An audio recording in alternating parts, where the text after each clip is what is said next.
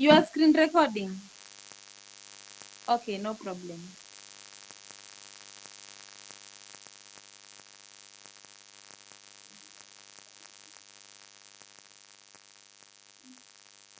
So, Honorable Collins, Yes, I'm here. we'll start with you, sir. Okay, I'd earlier asked a question, but let me just start. So allow me to volunteer to pray. I Yes. think that will be good. Okay, thank O- you. okay, Father, in the name of Jesus, Lord, I thank you and I bless your name. I bless you for today's debate, for much dear King of glory. And we are here, Jehovah Father, for the sake of building a better Njiru world. We need your Holy Spirit to guide us. Whatever we gonna discuss here, Lord, let it not come from our imagination, but put words in our mouth that will be able to build, that will enable a young person, woman, any other person within Njiru to thrive. And even aspirants who have made it today, Lord, may you give us wisdom. And the ones that are still on their way coming, also may you create this opportunity so that we are also are able to be part of this important discussion for the betterment of our world. We bless your name for the moderator, and all the distinguished guests and beloved people of Njiru. That's my humble prayer. In Jesus' name I pray. Amen. Okay. Amen. All right. So thank you so much, moderator, Mm-hmm. and thank you so much, our fellow aspirant Ian, and also our beloved people of Njiru Ward. Mm-hmm. For those maybe who do not know me, my name is Colin Alan Dundo. Just to give a brief explanation about me, I am Mm-hmm. a husband and I am a father. Mm-hmm. I am a philanthropist and also a community development practitioner and a founder of Youth Initiative and also a founder of Sports Academy, which is Ebenezer Stars Football Academy, which is known as ESPA within Giro. So over 10 years, I have not been waiting for politics to serve from my explanation. So I have worked with schools, football clubs, churches, youth groups, women group, children, and also vulnerable communities because I believe leadership begins long before elections. And I have walked through Obama, Omega, Aidisaba, Kayole Junction, Budalangi, Kirima, Shiranga, Mwengenye, Saika, and every part of Njiru. Maybe I've forgotten some, but I'll be able to mention because Njiru, we really need to have known and the challenges within every corner. So I know our struggles because I have listened to the people in those areas. So today I am not here to attack anybody or exchange words with any leader, but we are here to provide a solution or to offer solutions that are going to be impactful for the Njiru fraternity. So I believe leadership is stewardship, and public money is not the MCA's money. The MCA is only a custodian of the resources allocated to them. So if I'm given an opportunity and elected to be Njiru MCA, my office will never belong to Collins Kundo or belong to an individual. It will belong to every resident of Njiru who really plays the greatest role for the betterment of Njiru. I am just a vessel that God will use to be able to implement some of the ideas, ideologies, solutions that come from the people. So whether you voted for me or you vote for me or not, I will still serve you equally. And that's what we are lacking in our current regime. So if to touch a bit on public participation and accountability, this is where transformation begins in our Njiru community. And for too long, Many wananchi only hears about projects after budgets have already been approved. And also, I suggest this must change, and I believe every resident deserves to know which projects are coming, how much money has been allocated, who was awarded the tender, when did the work start, and when should it end, and whether the value of or the value for money has been achieved. So, so according to my regime and my idea, if given a chance, I'll ensure that every quarter I will hold a public forum rotating across the areas that I mentioned within Njiru ward, so that everyone has a chance to participate. And not everyone can attend physically. That one is known. Like right now, you are able to see guys are not able to dial in, but very quite a number have managed to dial in. So we are able to. My regime is able to make good use of online programs and also WhatsApp consultation forums. Then we will also make good use of online surveys just to help us gauge and know where we are not performing right, areas that we need to move improvement, and whether the value for money is realized or not. And also women forums, again business forums, and as well as PWD consultation. And also youth forums, if I may retaliate a little bit, I mean even the small sports club within our community need to be given opportunity just to talk about the issues that are affecting Jiru and also affecting their area of interest. So development should not be decided in offices. I strongly believe it should be decided by one entity. And every quarter, I'll ensure that we publish a simple report showing budget received, projects approved, and projects completed, challenges experienced, and next priorities.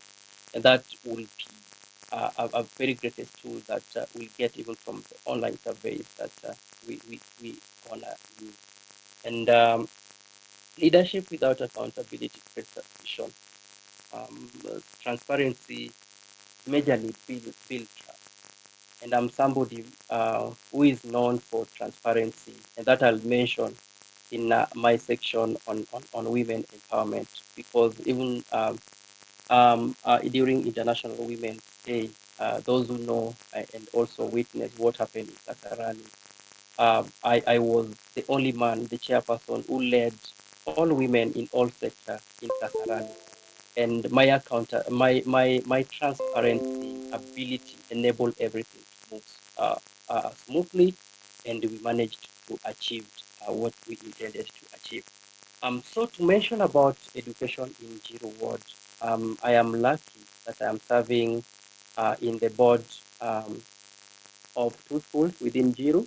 I am serving in Njiru as a board member, a BOM in Njiru Secondary, and also a board member in Njiru Primary School.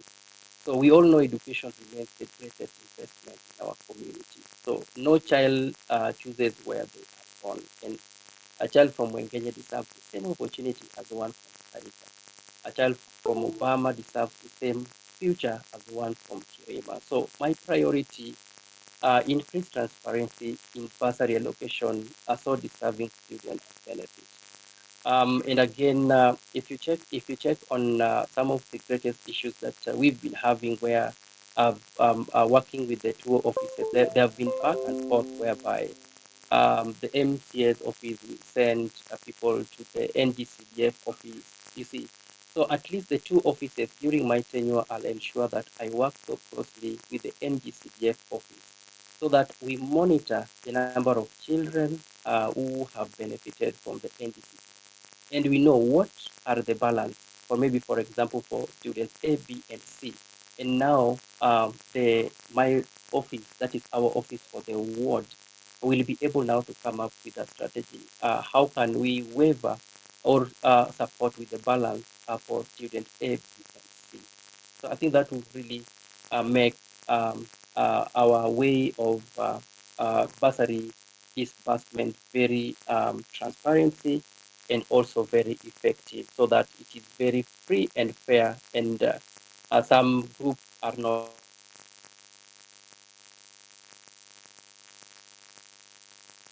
able to partner with the universities, NGOs, and private sectors for scholarship. Have well known, and even right now, we have an MOU with Unica University, which is Honorable of Collins, yes, yes. Go ahead.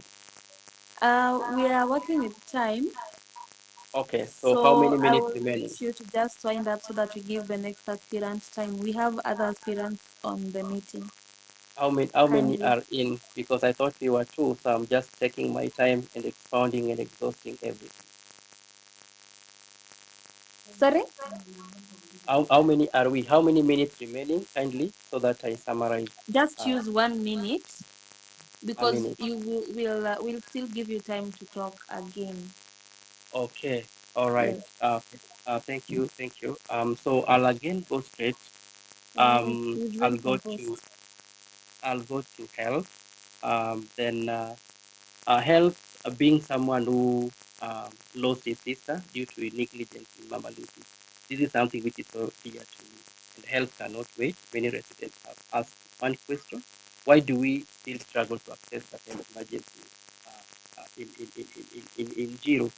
Last time we have a player who died, and it was because players could not do CPR. So I managed to organize for a training for 250 players across Kasarani constituency. So if you check on my record, I deserve to be elected as MCA for Njiru Ward.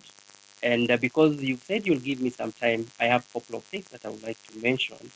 But again, just to summarize on just to summarize a bit, um, uh, I still have a lot. Njiru deserve Collins, and Njiru deserve the best brain that will bring ideas and that will bring solutions to enable each and every sector within the Njiru world to thrive. That's my uh, summary for this moment, but I'll be able to share in more ideas on knowledge. Thank you. Thank you so much, Honorable Colin. We'll just give the next aspirant chance to speak. Thank you so much for speaking, and you are a composed aspirant, and I have loved the way you brought out your points. So I'll give the next chance, a maximum of 3 minutes to Honorable Ian Otieno to speak to us kindly. Okay, first of all, thank you for this opportunity. It is a wonderful opportunity, and it's also a wonderful thing to see all of us here together in this meeting. My name is Ian Otieno. Uh, I'm a young aspirant actually, was raised in Jiru Ward. I schooled in Lamba Glory School, inapatikana hapo Obama Estate. Hapo ndo niliweza kusoma, kisha nikaweza kubarikiwa at St Monica Catholic Church. That's the church that I normally go. Yeah, and I am an aspirant with lots of determination. I'm a person who has already completed my first degree. I did a degree in Bachelor of Arts in International Relations. And back in campus, I was a representative in sports and arts. So that means that leadership is not something that has just started recently in me. It's something that was actually built in me by God, and something that has been built with me in me by God is something that also I have to put it on the society so that the society can be able to get the benefit of it. Jiru is a big word, and it's a word that needs good leaders like Ian Otieno, who's actually me. If I look at Njiru, there are things like under the economical pillar, there are things that actually need to be corrected. And these are the things that I, Ian Otieno, will have to correct. Ukiangalia the small biasharas, the small local business people, e.g. mama mboga, watu wa shopkeepers, e.g. like me, I'm just a shopkeeper also, and also the other boda guys and other members in the society. These are the people who are normally facing difficult challenges in doing their business, because you get in our government, in Nairobi County government, the small local business people, they have been given big economical pillars, big economical spending, which they're being charged lots of things even before they start their business. You get a mama mboga, before he or she starts the business, anaambiwa alipe pesa maybe ya kuweza kutumia hiyo place yenye anatengeneza biashara yake. Aya, kuna pesa maybe tena inafaa iende kwa county government. Hizi ni pesa yenye inafanya inakuwa tatizo kwa mwanabiashara kuweza kuanza biashara yake mara moja, kwa sababu unapata the micro permits zimeweza kujazwa hapo mingi. And I, Ian Otieno, want to come with something that's gonna be so fairly to the local business person, whereby hizi small permits zitawezwa kuwekwa kama kitu kimoja zenye zinalipwa annually. So once mtu ameweza kulipa his micro permits mara moja, hiyo inakuwa hivyo up to the next year. This will be a good opportunity to the local business people, kwa sababu wataweza kupata their income mapema, sio kama the current way ambayo inafanyika. Umeamka asubuhi, you are actually sweating, umeenda kazi zako, kazi inakuwa ngumu, but bado kanjo wako hapa anakudai. Unaona challenges zenye zinatusumbua sisi hapa kwa society yetu ya Njiru. And also as you can see, I am a young youth. I'll also build the youth empire. Actually, I'm having an organization known as Reke, in bracket, Respect Kenya. Reke is an organization that is mainly focused in building community activities up Njiru. Recently, they hold lots of activities at Njiru Chief Camp. Hapo nimekuwa na lots of activity ya kupatia watu kazi, kwa mfano kazi ya kutengeneza jiko, nimekuwa nazo the activities hapo. Tumekuwa na civic education. This movement yenye niliweza kutengeneza Reke, it's a movement yenye nataka iweze kuendelea na itaendelea hadi hiyo time ambapo nitaweza kuingia into government. Hiyo time itakuwa kwa hiyo seat ya MCA. I'll be able to build this Reke to be something big, something that will be able to assist youth mtahani, kwa sababu I'm also a person connected with lots of NGOs, and I'll be able to bring my NGOs mtahani. The NGOs will assist the youths mta, kwa sababu unapata in our estate wanasema lots of youths normally take drugs, but these youths are taking drugs kwa sababu they don't have anything to do. What if Ian Otieno comes with different NGOs that will be able to give them different skills that will be able to assist them when they go ask for businesses? That will be an opportunity to our youth, and that's what I will actually do. And also, if you on a different department, Njiru is a ward that actually need good governance and dignity. Lots of leaders come into our ward and they tell us lots of stories, but actually places without action is just like a wastage. So I will be able to emphasize good governance in my position. I will make sure each and every shilling that will be passing through Njiru will be well accountable. I will make sure that vijana, sisi hii ni mtaa yetu, na also kila mtu tutaweza kujua namna ambavyo hizi kila shilingi ambazo inapita Njiru Ward, jinsi ambavyo inatumika. Kama shilingi ilikuwa inafaa iweze kutengeneza certain road, kwa mfano unajua hapa saizi Njiru Ward, lots of roads are not well completed, lakini pesa zao ziko already zilishatolewa. na hatujui the reason why. So that's a thing that I will be able to emphasize good governance and dignity in Njiru ward, so that I can be able to build a good Njiru and a Njiru ward yenye itaweza kusimama imara kabisa. Shukran. Thank you so much, Honorable Ian. So we are going to give Honorable Evans Mukabana a chance to speak to us. And please, the time is only limited to 3 minutes only, kindly, so that we can have enough time for each aspirant to speak to us kindly. So over to you, Honorable Evans Mukabana.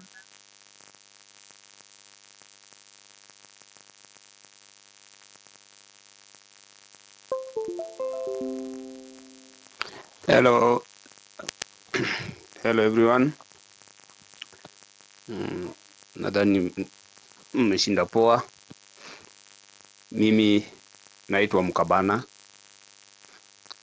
nimezaliwa Njiru, nimelelewa Njiru, na kujitoa kwangu kuja kuwa representative wa Wananjiru, niko na reason mingi sana. I think it's not my first time kutafuta hii kiti, but kwa saa hii kuna challenges mingi zenye tumepita yenye inabidi tushirikia. First of all, mimi kama Mukabana niko na bibi na niko na watoto wawili, na kujitoa kwangu kurepresent Njiru, kuna challenges mingi zenye sisi kama Wananjiru tuna face. Siwezi peke yangu, labda tukishikana sisi wote.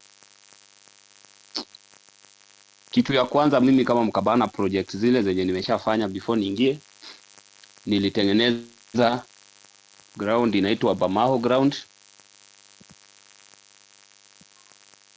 na nikakuja nika make sure ya kwamba vijana tulianza team inaitwa Bamaho, but according to vile kulikuwa ikabidi tuachie Njiru. Lakini naomba ya kwamba tukishirikiana, challenges kama infrastructure inatuaffect hapa Njiru, sana sana area ya Omega, area ya Budalangi, area ya Kirima, na area ya mali inaitwa Borabu, na mali inaitwa Portmo. Njia ni mbaya sana, na hapa ni Kasarani constituency. Sijui kama viongozi wale tulichagua wale wako kwa kiti wanaona hayo, lakini mkinipatia hiyo nafasi kama Mukabana, nita make sure ya kwamba, because the work of an MCA is oversight, representation and legislate, na nita make sure ya kwamba fight mpaka haki ya kila mmoja imepatikana. Then challenge nyingine yenye tuko nayo, niko na kitu inaitwa Mukabana Foundation. Hii Mukabana Foundation nimechukua watoto, saa hii nafunza kwa Mukabana Foundation, niko na watoto 210. Secondary niko na watoto 60.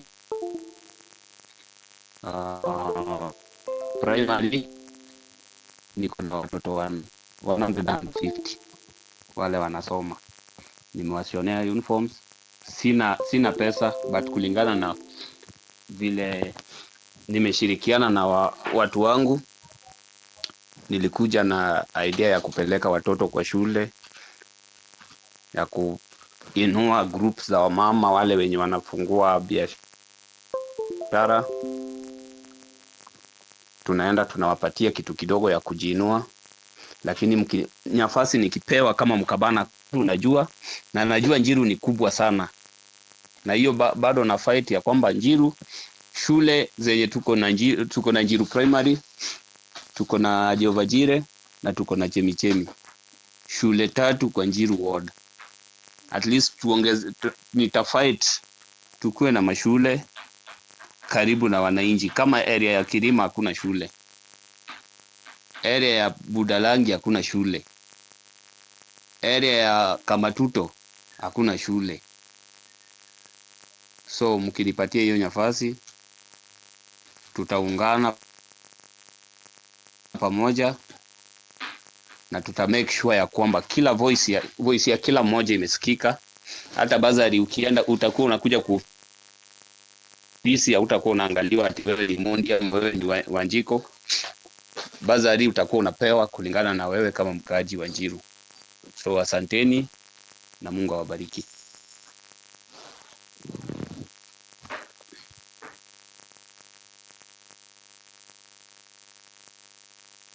So thank you so much, Honorable Mukabana, for that. I am going to give a chance to Honorable Njoki to speak to us kindly. Honorable Georgina Njoki, kindly speak to us.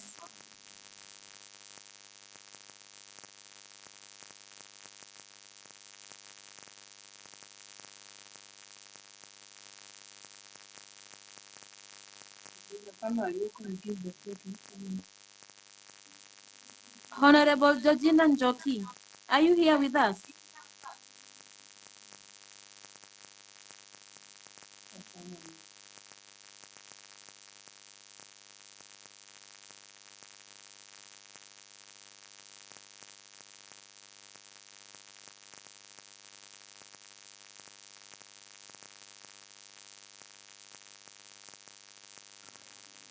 Honorable Eric Mwanda, kindly take the platform, kindly address us.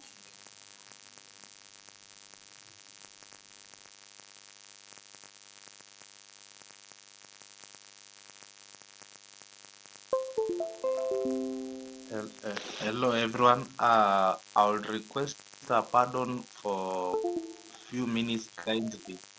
I get back. I request please.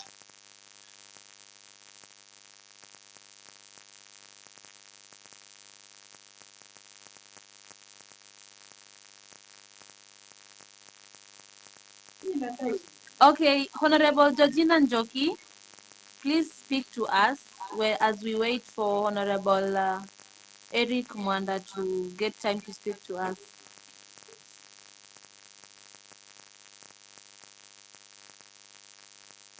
Hear me? Hello? You can just proceed, Honorable Georgina. The platform is yours. We are giving 3 minutes to each aspirant. Okay, thank you so much for this opportunity. I want to thank each and everyone. And first of all, I'm Georgina Njoki Njoroge from Njiru Ward. I've been a resident there for a couple of years. And the main thing that I really want for this seat is because I want a change. And the change is Njiru Ward has been amongst the wards that they've been not having progress. And I feel the people who are sitting on that seat, they are asleep. And it is high time now at Njiru Ward, we have a new energy. We have now a new team that is ready to work for that ward. To start with, I want to start with the hospitals. The hospitals there, we have no hospitals that are uh, in full, they are not fully stocked in terms of even operational, in terms of drugs, in terms, everything is not going well. And again, the hospital that we have there, not each and everyone has accessibility because of the distance, and others because of the distance and other poor roads. They cannot reach there on time in case of any emergency. And that's why I really want to get this seat, especially for the women, children. Those are the people who are mostly affected. In fact, if you can check from the data that has been noted, I've gone to several of this hospital. You get people we have lost lives because of this lack of proper health and lack of accessibility to these hospitals on time. and it is high time I go push and we get accessibility. Even we can get at least dispensaries which are also near, whereby each and every mwananchi in Njiru ward can access on time. The other thing I want to check on the roads. If Njiru ward does not have good roads, it cannot grow. With roads, we are able to attract more people even outside Njiru to come and develop this ward. That is something that is really also affecting lack of development to the Njiru wards. The other thing I want to talk is about women empowerment.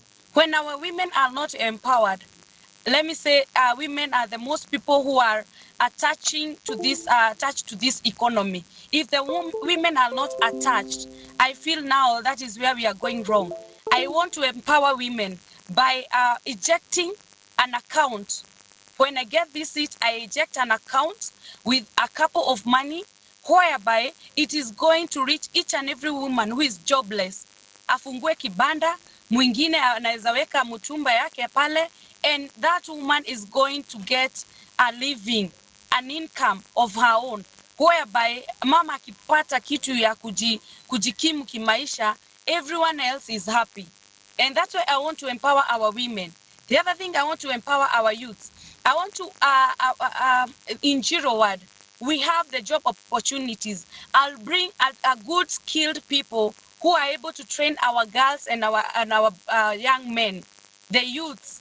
If it is about beauty, I will deliver immediately. That's such that our youths, our girls are gonna get a skill whereby they won't keep on going to look for jobs. They will create even them job employment for themselves. Watafungua salons, others they will open for kinyozis, and for the boda boda people, I'll push and negotiate on their behalf to get boda bodas on loans and ensure they'll be paying on how their income is getting. The other thing we are going to look at is water. Water in Njiru ward has become a problem. I want to specify at a place called Shilanga, Budalangi, all the way. Women are breaking their backs, kubeba mitungi. That something is really hurting. Actually, I'm looking for this seat, not because I'm looking for it because I want the power, but I'm looking for it because I want to push for our fellow women. Wameteseka sana, and it is a pain. I've seen women as I go to work. I have seen women as I'm in there, wanabeba mitungi day in, day out. And I'm asking, is the government aware of this? And this is why I want to get this seat, to push for my people, for the people of Njiru ward, to see how women can do in leadership. I want to get this seat to just push for the voiceless.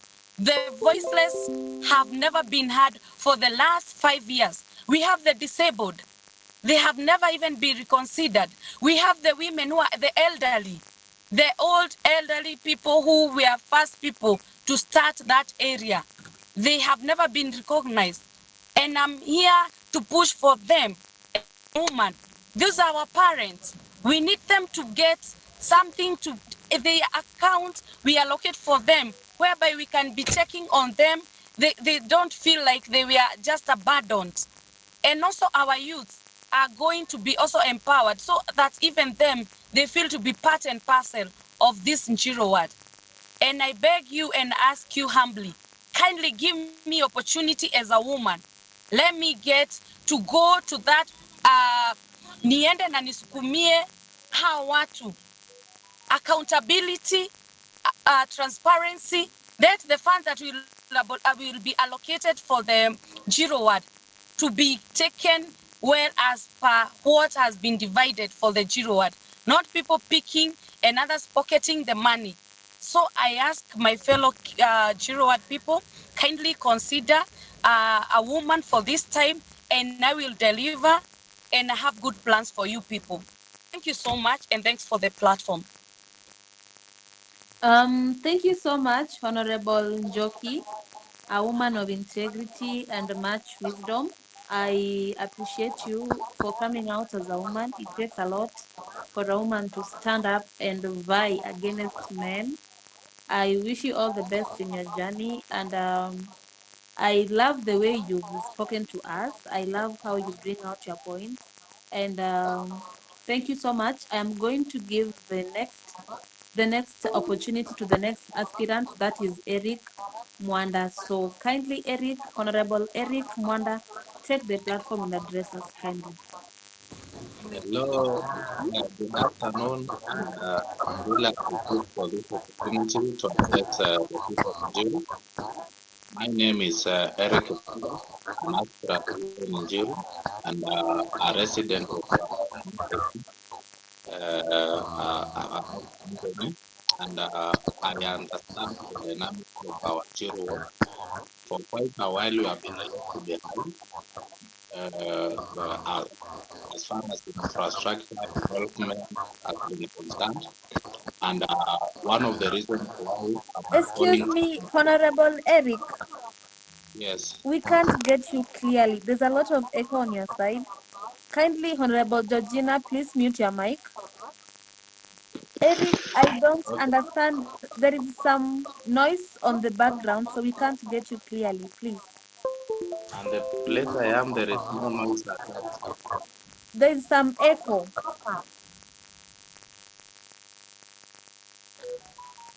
Honorable Georgina, kindly mute your mic.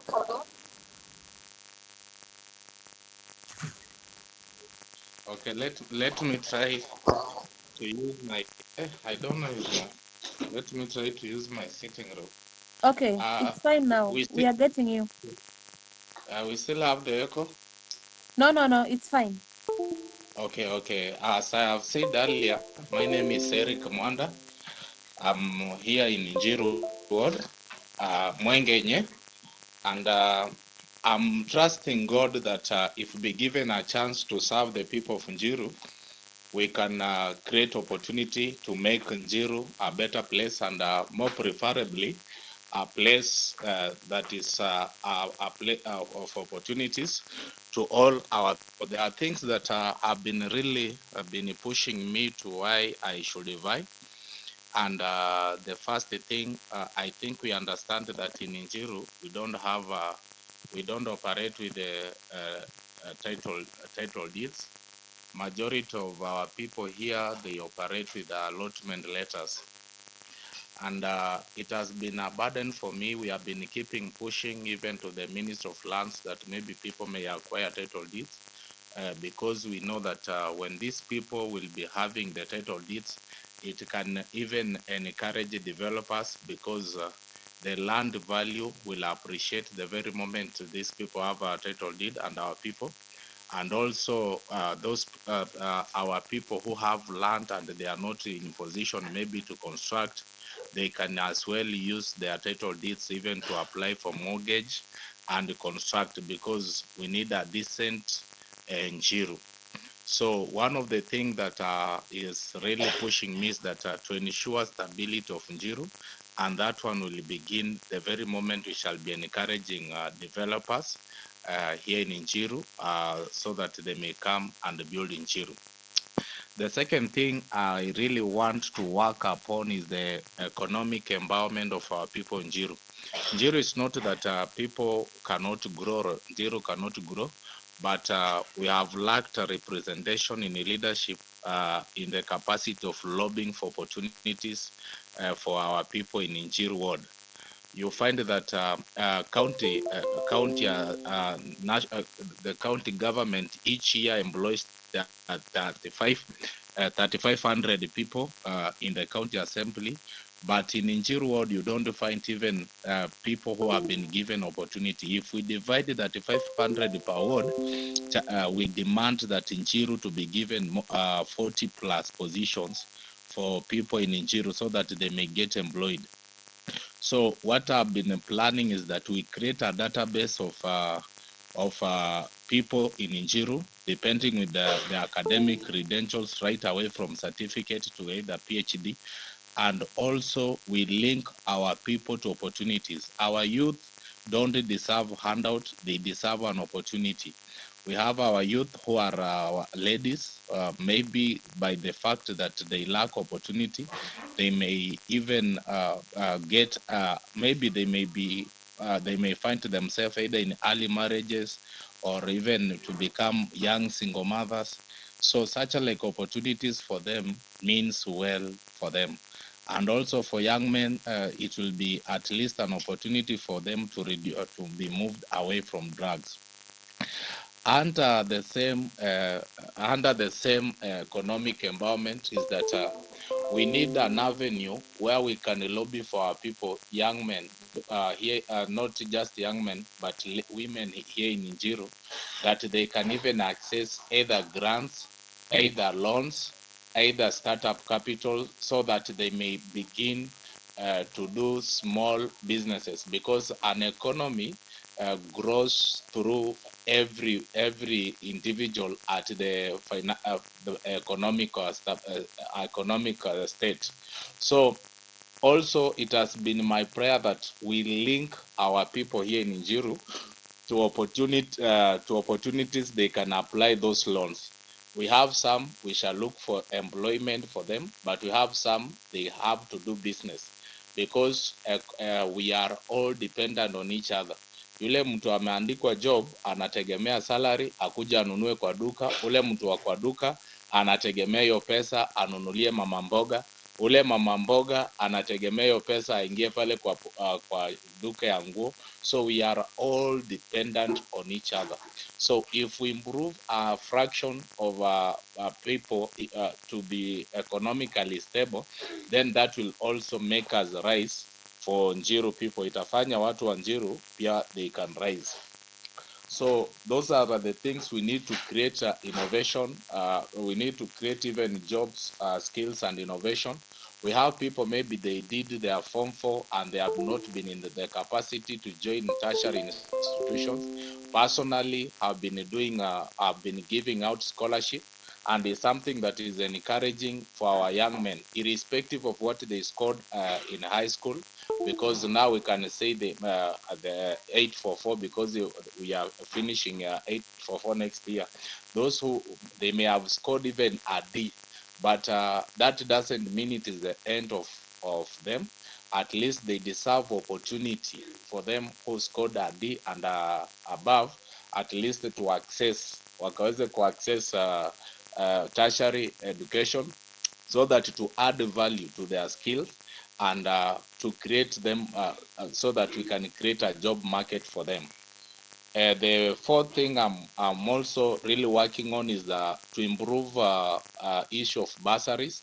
We all know that bursary disbursement per ward is 7 million per year, and the kit for the MPs 30 to 80 million per year, depending on the priorities of the constituency, maybe. Now, if per se that academic year, like last year, the MP had given 50M to go for bursary. So my plan is that to ensure if there is 50 million per constituency, then that means 10 million should come to Njiru. If we take 10 million and we add 7 million, it means that there is no vulnerable student in Njiru who shall go without fees. So we need to create a kit that is for that will be more transparent, without an influence of any person. Any resident of Njiru who is vulnerable and needs to access education na through the bursary can access it, asaidike, mtoto asome, because education is a pillar also in the growth of the economy. On the issue of healthcare, Njiru ward, we only have one health facility here in Njiru. Now they call it level 4 hospital. But when it is not offering services to the standard of a level 4 hospital. Now, our demand is that, number one, we have to improve staffing. The second thing, we have to ensure that drugs are available. And the third thing is that there must be a procedural way to ensure that the people working there are not being given drugs and then they sell outside, because we shall be demanding that every drug to be accounted. If a drug was submitted to the hospital, because currently we only happen to have that one, we must ensure that drug has treated a person in Njiru ward. Sio zile vile madaktari wanatumia, wanakuja wanachukua dawa alafu wanapeleka to their personal chemist. When you go there unaambiwa hakuna dawa. The level 4 hospital is under the county government, and it is as well the role of an MCA to offer oversight over the hospital, and to ensure that is partnering with the board to ensure that efficiency and transparency iko pale kwa ward, that people will be treated irrespective of where they are coming from. The fifth thing Sorry, I really sir, want to do. is Honorable Eric, Yes. you've actually surpassed your time, so I was just requesting you try and wind up, please. Okay. Let Yeah. me finalize on this one. Kindly, thank Okay. you. Thank you. On the issue, the issues we need to address is the issue of water. Water, we need fresh water, better roads. We need also security and street lighting. And also, I've heard even my fellow talking about the issue of dignity to our elderly people, because there is a social fund for our aged people and the people with disabilities. So mine, I'll offer for Njiru is leadership that is ready to listen. I'll offer to Njiru the representation, and I'll offer to Njiru to ensure that Njiru is getting whatever it deserves. And one thing I want to assure the people of Njiru is that every coin for Njiru will be spent in Njiru ward. Thank you so much for that opportunity. Thank you so much. Okay, thank you so much, Honorable Eric. Thank you so much on how on how organized your points are. So I'm going to give the next opportunity to Honorable Moses Juma, aka Jura. Sorry, Moses Jura, aka Kochare. So please address us, sir. The platform is yours. Thank you so much, moderator, and good evening to all my fellow aspirants. I hope, Njiru Ward aspirants, I hope we are doing great. Uh, I've been given 3 minutes. So, number one, as a Njiru aspirant and as a Njiru Ward MCA 2027, one thing I want to deal with is the issue of health. Now, for health, you realize we only have one Kanjo hospital in the entire Njiru ward. Njiru is so big, and I'll use an example of Dandora Ward 1. There's a health facility there. Dandora Ward 2 and Ward 3, there is a health facility there. Nikisema hivyo, hizo ni hospitali za Kanjo. 4-5 kuna hospitali ya Kanjo. As much as wanaendanga face pale 41 sana, there's a whole nini there for Kanjo, but I don't know if it operates or not. I don't belong there. I belong to Njiru. If you go to phase 1, it is very active, the hospital. Now, when you come to Njiru, Njiru is so big. Now, picture this. Someone has an emergency. They need to be moved from Mailisaba to that hospital in Njiru where it is. Alafu patane na traffic ya junction. So, I'll work towards ensuring that we get another hospital ya Kanjo in this other side, so that watu wa huko wanaweza saidika. Also, these hospitals, I'll try my level best to communicate with my leaders and the people responsible, so that this hospital can give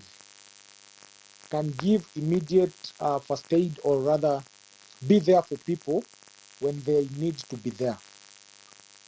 Kwa sababu your health is a priority. There is no need of going to a hospital and then unaambiwa go to another lab to be tested, a private lab. No, we have to make sure that these hospitals, they have labs, they have places people can go for scan, for the x-rays. So when it comes to health, that is what I'll push for. The other thing I'll push for when it comes to these matters health is I'll make sure that we have 2 ambulances in the ward. In case of an emergency, you can always call, they can always come for your rescue. Sawa sawa? Now, that is matters health. When it comes to infrastructure and everything, I'll work on the roads. Again, I use Dandora so much because I visit Dandora a lot. Dandora, let me use the word, nikisema hivyo I hope mtaelewa. Watu wako na kabro hadi kwa mlango. Kabro. Wamewekewa. Dandora now looks like a gated community. I'm using Dandora because it is our neighbor. People look like they're living in a gated community. Dandora, these people wenye walikuwa wanapiga watu ngeta, ndio wamepatiwa mradi ya kufagia barabara, they do everything. Now, in Njiru, this is what I'm going to do. I'm going to make sure that we get cabros, we work on the roads. Because mtu akitoka nje ya mlango anapatana na vumbi. Ukitoka nje unapatana na sewage. All right? So I'll make sure that tumework towards ensuring that the drainage system iko sawa. That mtaro haziblock venye squeezes zina block. That barabara sio matope, sio vumbi venye ziko. So when it comes to barabara, I'll do my level best to make sure that barabara ziko sawa and barabara zimewekwa level and everything is going smoothly. Because again, hiyo vumbi inaleta shida kwa watoto wenye wanaenda shule.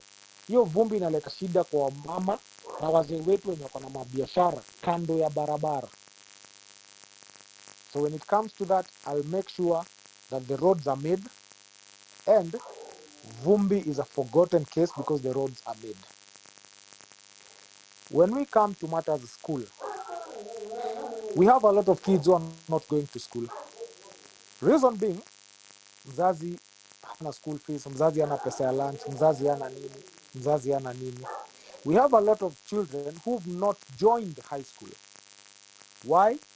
The kid passed, but amataka na kupita, but ameitwa shule. Mzazi hana njia ya kupeleka mtoto shule. Hawezi fikia MCA. Tuachane na MP. Hapa kwa MCA, mzazi hawezi fikia MCA. So I'll make sure that there is equal distribution of bursary when it comes to schools. When it comes to watoto wenye wako shule, I'll make sure that there is equitability when it comes to bursaries. I'll make sure hapa kwa mzazi kutofikia MCA, niko kwa ground na watu. I'll plan my calendar that I know in a week I have 2 or 3 days zenye hatuko kwa we are not meeting as MCAs, we are not in the hatuko city hall. I'll make sure that tumepatana na watu kwa ground, because why would I come campaign with you unione nikipata kiti nipotee? Because that is what they are used to be doing. Sawa, kura zetu mingi zimepotea nje. Na zimepotea nje kwa nini? Zimepotea nje because these people are chasing bursaries huko nje. So as I finish, this is what I'll say. I'll work towards making sure that everyone in Njiru amepata the service inahitajika. Kwa maji, I'll make sure that nimeshughulika na watu wa Kenya Water because I know some of the wadosi kwa Kenya Water. Na tunajua hao cartels wenye wameletwa hapa Njiru Ward kufunga maji ndio wauze maji. So that one I'll fight it and I'll make sure that maji iko vile ilikuwa kitambo. Asanteni sana. Thank you so much, Honorable Moses. Thank you for your words of wisdom. So I'm going to give this opportunity to Honorable Dominic Stanley, just in case you are here. Oh, I can see you are here. So Honorable Dominic Stanley, kindly please address us, sir. Thank you very much, moderator and the Njiru Ward, the other aspirants. I say thank you for organizing such a forum. They say that it is you cannot make an omelette without breaking an egg. Therefore, allow me to salute all the brains who put things on trap. I will start with the problem that Njiru faces because you cannot solve what you don't know. What Njiru Ward faces is what we call kleptocracy, system of leadership. This is a system of leadership where leaders use the public funds to enrich themselves. I mean, Njiru is a very rich ward.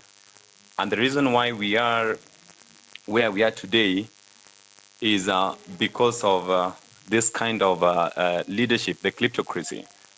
Therefore, my leadership will focus on transparency and accountability because this is where the problem is. Njiru is good. We get the allocation just very nice, just like the rest. But you realize that we are very down in terms of development. Why? Because there is no transparency and there is no accountability. Now, how will I ensure that there is a transparency and accountability? Number one, we must be having what you call public participation because development belongs to the people. Therefore, the resident must have a say before any kinds of implementation. You realize that we normally plan as leaders, like I want to go and do this, I want to go and do this, I want to go and without consulting the community because they know they are the people who face this problem. Therefore, I will ensure that there is what? A public participation before it must be mandatory. And let me use that particular term. That it must be mandatory before every major project is done in Njiru. We must sit down and say, this is what we are going to do, this is how we are going to do it, and we agree together and we do it together. Number two, we must ensure that there is a transparency in spending. And that's why you see most ward will tell you that if your name is not so and so, if your name is not ending with so and so, you cannot get the bursary. Why? Because there is no transparency in spending. So I will ensure that the first thing I deal with is transparency in terms of spending the public fund. Number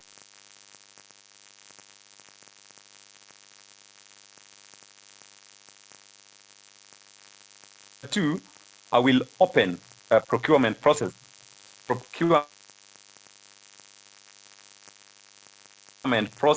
to prevent corruption and to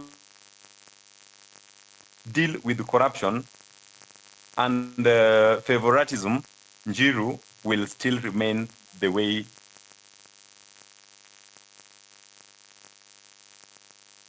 it is. Number three,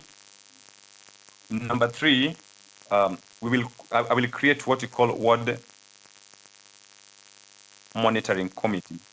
That is completely made up of residents and stakeholders.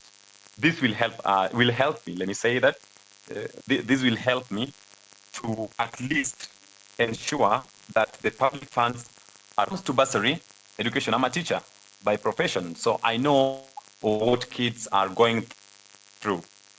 And I heard people saying what they've done. I will also say that there is a good number of students that we are supporting in Njiru. Why are we supporting them at this particular time? Because the leaders as well, not that they don't have this fund, but they have it, but they are using it to enrich themselves. My take in bursary, if elected as a Njiru ward MCA, I will not talk about calling people and giving bursary to people. We will sit down and say how many students learning in Njiru. There are 50. Instead of giving this money to each and every person, we can go to school because we know the schools. I know the schools in Njiru. We have Njiru Primary, or we have Jebajure, we have here in Mwengenye. We will just use this committee that I will set to give us, like, this is the number of students we are having in Njiru. These are the number of students that are not in Njiru ward.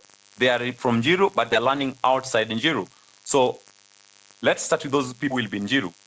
We will ensure that I give the school direct money for all these students who are in Njiru Secondary, Jobajire Secondary, so that there is no point where we can say that so and so did not this particular bursary due to favoritism. So we will deal with bursary to schools. No, I will deal with the bursaries to school, not to the parent. Women empowerment. This is something that I've been doing, and it is in a public domain. We have been going around, and I've been going around and asking what maybe they want, people want, and listening. And we have been doing one or two things that I cannot, mention here. I will ensure that I continue with what I'm doing, because already I'm doing it. It's not something that I will do after the election, but I will ensure that I continue with what I'm doing in terms of women empowerment, youth empowerment. The same, it is something that I've been doing. Even today, I did some one somewhere. I'll just continue with what I'm doing to ensure that at least the life of people change during this time. Hospitals. It is true that Njiru has a level 4 hospital that is actually, I can say, it's not functioning. And what is it? Why is it not functioning? It still brings us to the first point I say, the accountability and transparency. It's not there to the brim. So we must ensure, I will ensure, that Njiru Hospital is an operational hospital, that anyone with anyone with any sickness can go to Njiru and not being given tablets, painkillers, instead of the person being treated. So I will ensure that that one is well tackled. My vision for Njiru Ward, because I was given 3 minutes, actually my time is almost over. My vision for Njiru Ward is to provide leadership that listen to his people, spend public money openly, and deliver projects that reflect the priority of our residents, not with other people. Thank you very much for giving me this opportunity. God bless you. Thanks. Goodbye. Thank you so much, Honorable Dominic Stanley. Thank you so much for your wise remarks, and we appreciate you. So we are going to give the next opportunity. Actually, I don't see any aspirant who hasn't spoken unless there is, and I'm not aware. Please raise up your hand if there is any aspirant in this call, in this meeting, who hasn't spoken to us.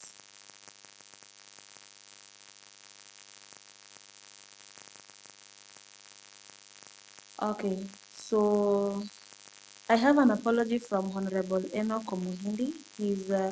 He just told me that he's going to join in a few. He's having some technical features.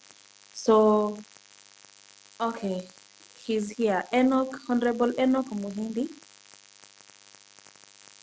Honorable Enoch Omuhindi, kindly address us.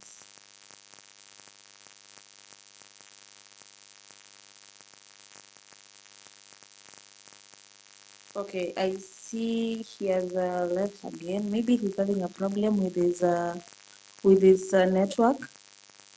So I am going to pose this question to all aspirants. Okay, Honorable Enoch Omuhindi, kindly address us. It's your chance. Honorable Enoch Omuhindi, kindly address us.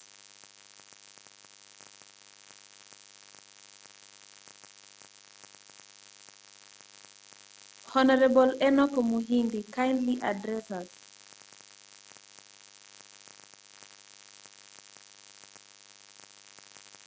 Okay, it seems he's not getting me well. So I am going to start with the Honorable Collins Dunda, since you are the one who spoke first.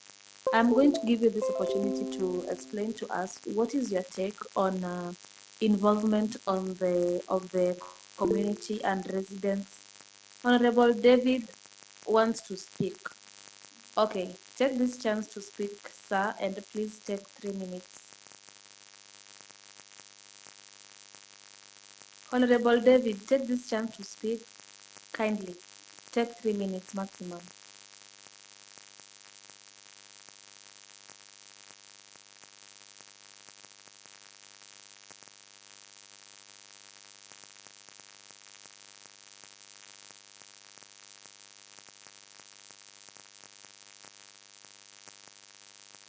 Honorable David, kindly unmute your call and speak to us.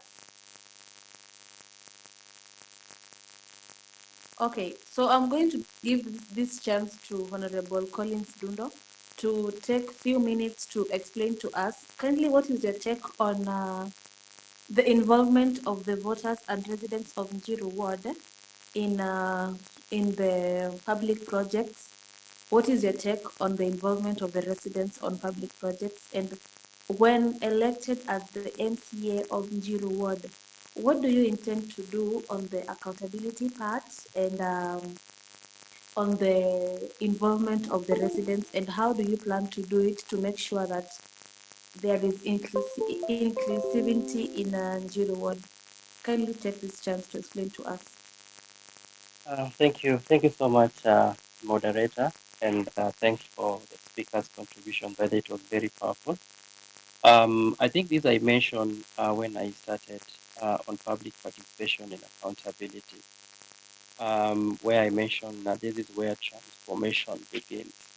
And for too long, um, many community members only hear about projects after budgets have already been approved. And just to summarize, I believe that the community needs to be part and parcel for every move and every project articulated in MCS office. So my office will ensure that we involve community members up to the very last. Because remember, everything that we are doing it for the community. My work is just to oversight, and the resources allocated is for the community. So I will ensure that our communities are consulted and public participation are done properly, and the residents really needs to know, like I mentioned, which projects are coming, how much money allocated, who was awarded the tender, when was the work started, and when should it end, and whether value for money also has been achieved. The strategy that I mentioned, I don't want to waste time because I'm just repeating what I mentioned. I will introduce a kind of an inclusive way of engaging with the community and leveraging the technology and physical meetings. We have WhatsApp today. We'll use WhatsApp consultations forums in all levels. We'll do online surveys that will enable us to post questions where we are going wrong, the suggestion coming from the community. Remember, this entity, the MCA docket, is for the community. I'm only a servant that is serving the community and will ensure the women's forums are exhausted and used and they have discussions on the issues that are affecting them. We'll ensure the people living with disability consultations are done properly because their voice needs to be heard.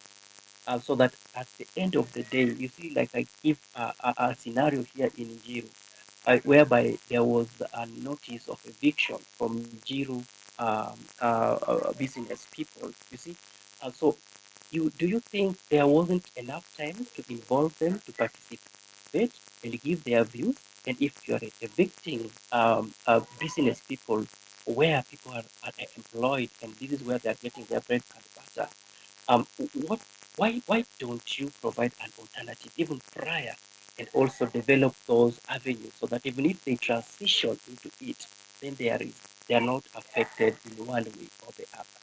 So leadership without accountability creates suspicion and transparency builds trust. I'll close there. Over to you, Madam Moderator. Okay, thank you so much, Honorable Collins. So I'm going to give a chance to anyone in this platform who has a question to Honorable Collins Dundo. Kindly, if you have any question that you would like to pose to Honorable Collins Dundo according to his remarks, please take this chance to raise up your hand and pose the question.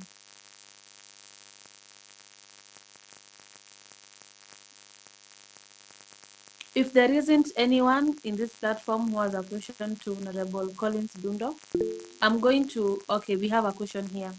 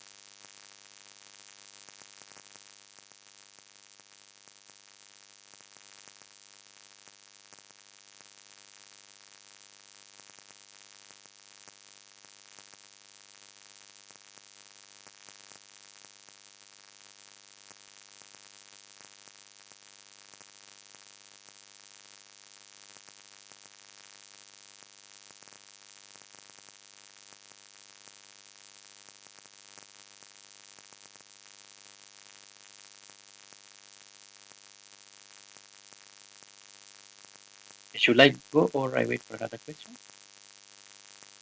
Okay, I just think it's best if you do what's best for you. Do you prefer waiting for another question or tackling the first one first?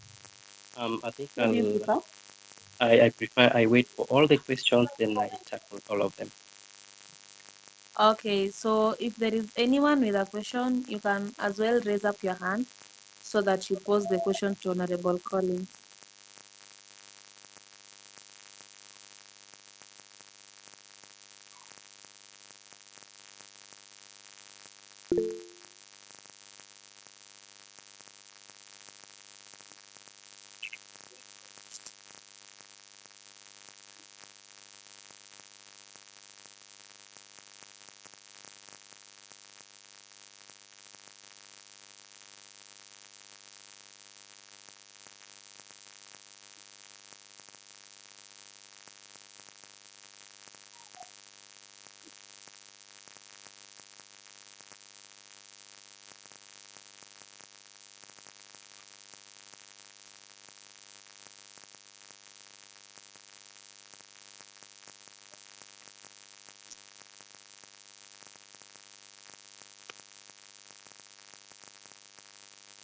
Thank you for that.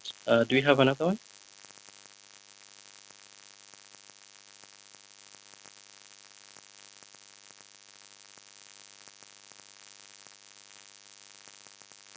Okay, Honorable Collins, you can just proceed. okay.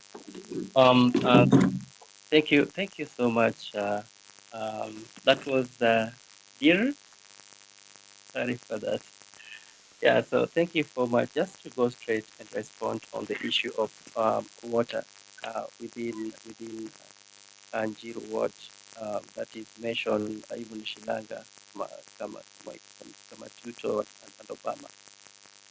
This has been a tendency of cartels within our Njiru community. And I strongly believe leadership needs cooperation and leadership needs unity and leadership needs involving all the stakeholders within our community, even the private sectors within our community. And this will enable us to narrow down and find out issues that are really preventing our community from getting clean water. And if it is the issue of cartel, we as I'll really want to find out they doing this. I'll push necessary action to be taken. Of course, they really need to face the law because remember, people are really affected. Some are getting sick, and this is something that I'll not tolerate, and I'll push even with the networks that I have to ensuring that water is full plus within Njiru ward. It doesn't make sense. Why is water in full plus in some places, and when it comes to Njiru ward, then there is rationing that it comes within 2 days and 3 days, and we have more than enough water within Nairobi. And that's what I'm really trying to do a research and making calls with the relevant people to help me understand why that is happening within Njiru ward. So once we have that, then now it's very easy now to grab this bull by the horn. We just say, okay, this is what we do. We file whatever petition, and then our people start enjoying clean water, which is gonna be full time. And again, when it comes to an allocation of 60 million and allocated to our Njiru level 4 hospital, and if you check what is there, nothing has been done so far, then I'll ensure that investigation done immediately the first 30 or 60 days, let me just say 90 days in the office, and ensuring doing follow up and getting to know where this money has gone to. If it has been stolen, then necessary action will be taken immediately against those who have stolen money. And of course, my leadership will be very transparent. Every coin will be in black and white to the community, and every project articulated will come from the community. My work will only be able to legislate and also manage and help our community achieve the targeted goals and the objectives that they have come together with. Thank you.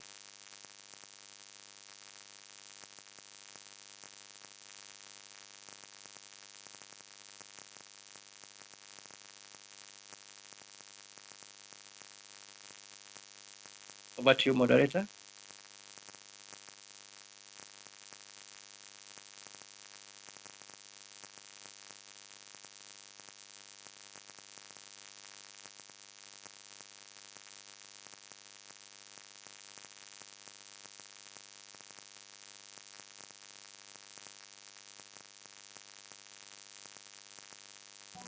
Unaweza msaidia kama amechoka.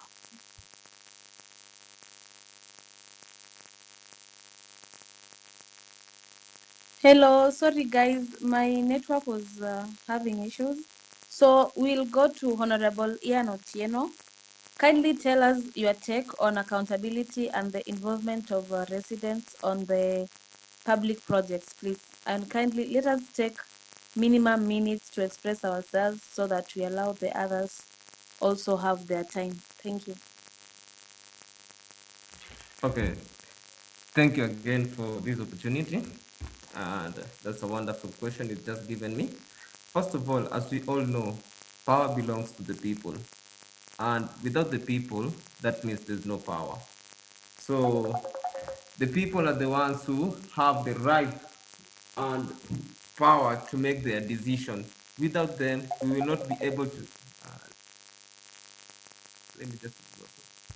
Without them, actually, we will not be able to make the decision. If the government does not give the people the opportunity to make their own decisions, then the government will be actually violating the rights of the people. What I'll actually do, I will come with open door town halls and public. I will come with open door town halls that can be able to give the society of Njiru Ward an opportunity to gather together, whereby they'll be able to gather decisions, and the decisions will be gathered there and then submitted to the correct offices under the MCA ward. And I, as an MCA, will actually submit the decisions that have been gathered by my people under Njiru Ward, and I will take them to the to the county government assembly and propose for the agendas to be done to the people. Also, for us to have a good accountability, we'll make sure that Njiru Ward must be having someone who can be able to do tracking of every cash that passes through our ward. If we have a good tracking of every cash that passes through our ward, we'll be able to maintain something known as discipline and transparency to the people. And that will bring good connection with the people and will also bring a good trust to the people of Njiru Ward. Thank you. Thank you so much, Honorable Ian Otieno. If there is anyone who has a question to pose to Mheshimiwa, kindly raise up your hand. Okay, if there is no question, we'll go to Honorable Evans Mukabana. Kindly tell us your view on transparency, accountability, and involvement of residents in Njiru Ward. Thank you. Asante sana moderator kwa kunipatia nafasi hii tena, nimeshukuru sana. Ile kitu ya maana sana ni kuinvolve wapiga kura, ni kuweka transparency na accountability. Ukiangalia kama hii area yetu ya Njiru Ward ni kubwa sana, ni kama ikiunganishwa na Ruai ni constituency mzima. But Njiru Ward nimesikia ikisemekana area ya Bamao kuna maji, area ya wapi kuna maji, area ya Bamao hakuna maji. That's why nimesema tukipanga, mimi mkinichagua kama Mkabana, ile kitu ya kwanza ni kila kijiji nitaweka, tutakuwa na public participation. Kama project inafaa ikuje, kama kiongozi wetu Karauri alitutengenezea lami hii Rama Road, ilikuwa inafaa iende mpaka ishikane na ile Makama Road, but imetengenezwa like 1 kilometer. Sasa 1 kilometer ukiangalia street lights hakuna hapo. 1 kilometer ikitengenezwa, kuna wale watu walibomolewa manyumba, hawakuinvolviwa before project ianze. So mimi mkinichagua, nita make sure ya kwamba nachukua priority ya kwanza kupea wakaji ili watoe maoni yao, na tushare kule contractor mwenyewe pia akuwe contractor mwenye anajua kazi anafanya. Tusichukue contractor, sitakubali kuchukua contractor mwenye nimepata kwa njia na mweka anakuja anasimamia kazi yenye ajui. Then issue to do with the hospital ya Njiru. Hospital ya Njiru, makatels wamekuwa wengi sana, na hiyo kitu bado inakuja kwa wale hiyo ukora ya kutokuwa na transparency Njiru ward. Tuko na kiongozi mwenye yeye anafanya kazi mihango na ward ni Njiru. So mkinipatia nafasi kama mkabana, tunajua challenges zenye tunapitia, na hizi challenges tunaweza zitatua tukiweka vichwa zetu pamoja, nikiwa mbele na nikiwa mmenipatia nafasi, na mimi pia nikuwe mtu wa kusikiza wapiga kura, na tutaenda mbali. Asanteni sana na Mungu awabariki. Thank you so much, Honorable Evans Mukabana.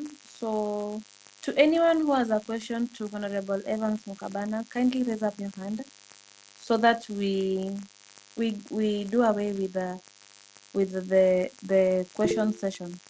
Okay, Director has a question. You can speak.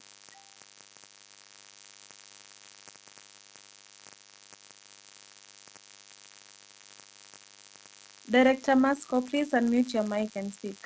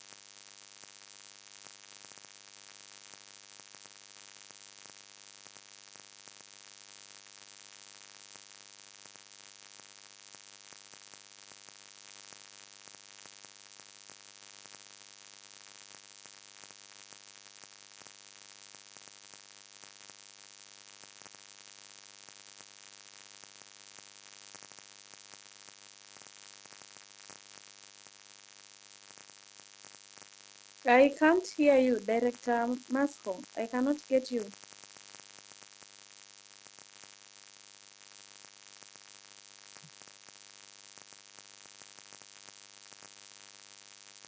So as we wait for Director, are you here?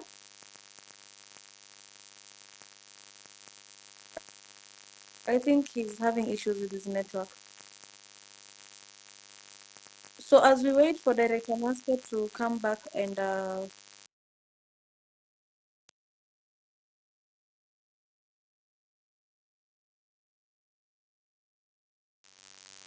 Honorable Enoch Muhindi and Honorable Ian Mutua, since they were not there when we were starting.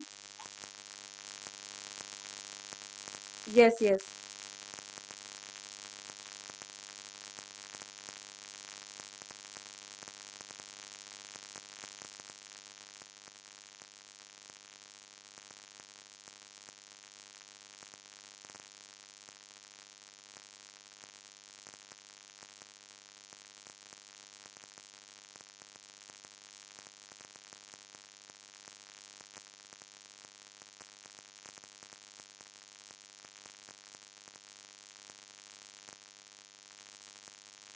Honorable Evans Mukabana, kindly reply to this question. Thank you very much, my friend Marcos. You are right, my friend.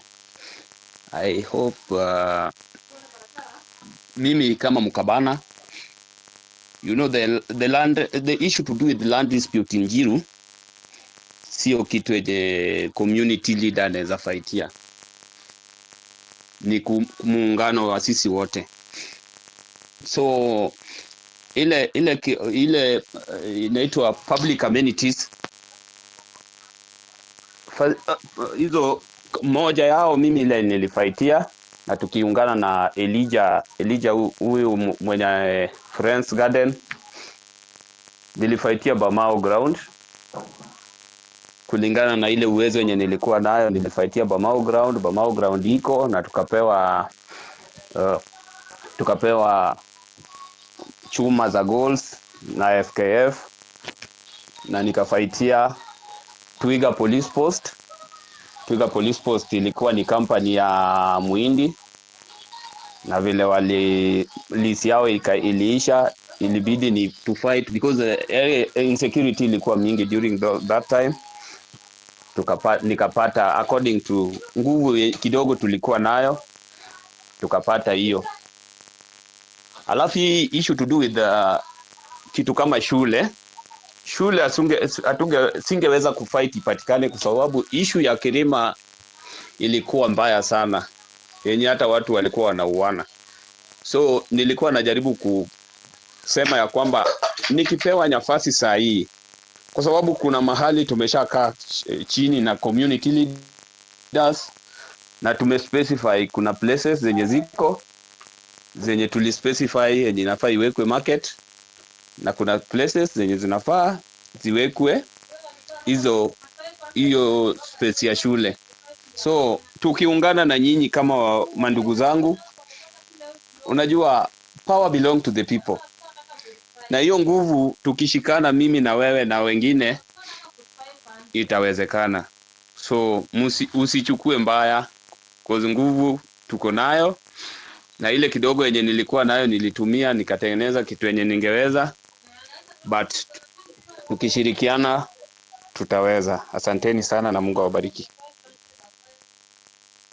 Thank you so much, Honorable Evans Mukabana. So I'm going to give this opportunity to Honorable Enoch Omuhindi and Honorable Ian Mutua and Honorable Stephen Olwatch, so that you just brief us, just give us a briefing in a span of like 3 minutes without surpassing, so that we get time for the questions, kindly. So we'll start with Honorable Enoch Omuhindi. Kindly unmute your mic and address us.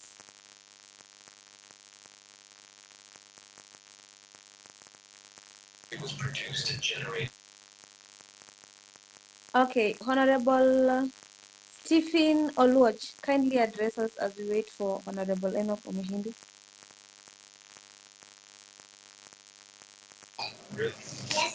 Hello everyone. Poleni, nimeingia late, nilikuwa nimeshikana pahali, but mimi kwa majina naitwa Stephen Ochieng Olwatch. Mimi ni mkaaji wa hapa Njiru. I've been here for over a decade. Nimejua shida tuko nazo mingi hii Njiru ward yetu, na ile changamoto tuko nayo, tuko na changamoto mingi according to villages. Kila village iko na changamoto yake, na hizi changamoto tuko nazo zinakuja kwa kitu kimoja, and that is leadership. All along hatujakuwa na yule leader mwenye ako aggressive and ready to work for the people of Njiru, kwa sababu wale leaders tumekuwa tukichagua ni wale leaders wakisha immediately tumepiga kura, unapata wanapotea kwa ground. They don't have that attachment na watu kwa ground. So unapata hata few development zile wanafanya they are doing them according to what they think is people's need. They don't do them because people really need them. But utapata tukielect yule leader mwenye anajua chenye anafanya, yule ameamua kukuwa representative of the people, what people need is what they will give priority to do. When leaders wale wako kwa ground wako pale, they will experience zile challenges watu wanapitia through, and they will walk through those challenges with the people so that they find a solution to those problems. Na hizo shida zimekuwa mingi. Nikianza na shida ya kwanza ni ile shida ya security. Utapata kama place pale Maili kuna police station ilijengwa a long time ago. Unapata that police station is not functional. So ikipata yule leader ako aggressive, that one should be given a priority so that that police station ianze kufanya kazi. Hiyo police station ikifanya kazi, then kutakuwa na security hiyo Maili. Inakuanga changamoto that saa kama saa ukienda hapo Maili utapata kuna shop iko operational. Kama kuna shop iko operational saa hii, maybe mtu amechelewa kutoka pahali kuna kitu ulisahau huko nunua, you will go without that item that you need. At the same time, as a ward we are losing because this is the time mtu angepata revenue yake, but because of that insecurity ashafunga, so atakuwa amepoteza hiyo pesa, na kuna watu wamedepend on that. So utapata in such like places hata development itakuwa imeenda haitakuwa at par na hizi villages zingine. The same Shilanga pale chini kuna hospital, hiyo Shilanga dispensary. Ni hospital ilikuwa imejengwa na up to saa it is not operational. So ni kitu pia inafaa ipewe kipaumbele ianze kufanya kazi juu hospitali tuko tu nayo moja hii ward, and that is Njiru Hospital. Hiyo Njiru Hospital it is there, but utapata even though it is there, it is level 4 hospital, but utapata it is not served up to the full potential because unapata most surgeries tunakimbia nazo tunapeleka pale Mama Lucy. At the same time we are working towards decongesting Mama Lucy, and yet we are not we've not equipped that hospital enough to serve the people of Njiru. I understand that there are even surgeons in that hospitals, but being paid that surgeon salary, but they don't have theater and theater equipments to do operations. So utapata most of the operation yenye inatakikana kwa hii ward inakuwa referred to mostly Mama Lucy. So as leaders also we need to we need to prioritize so that we ensure that hospital imekuwa equipped so that most surgeries tukue tukifanya pale. At the same time, we have these community health workers. We also need to motivate them so that they walk kwa hizi villages, they talk to people so that they can refer people to go to hospitals. At the same time, they give those health talk to members so that they should know what they are supposed to be doing. Another challenge tuko nayo ni challenge ya division.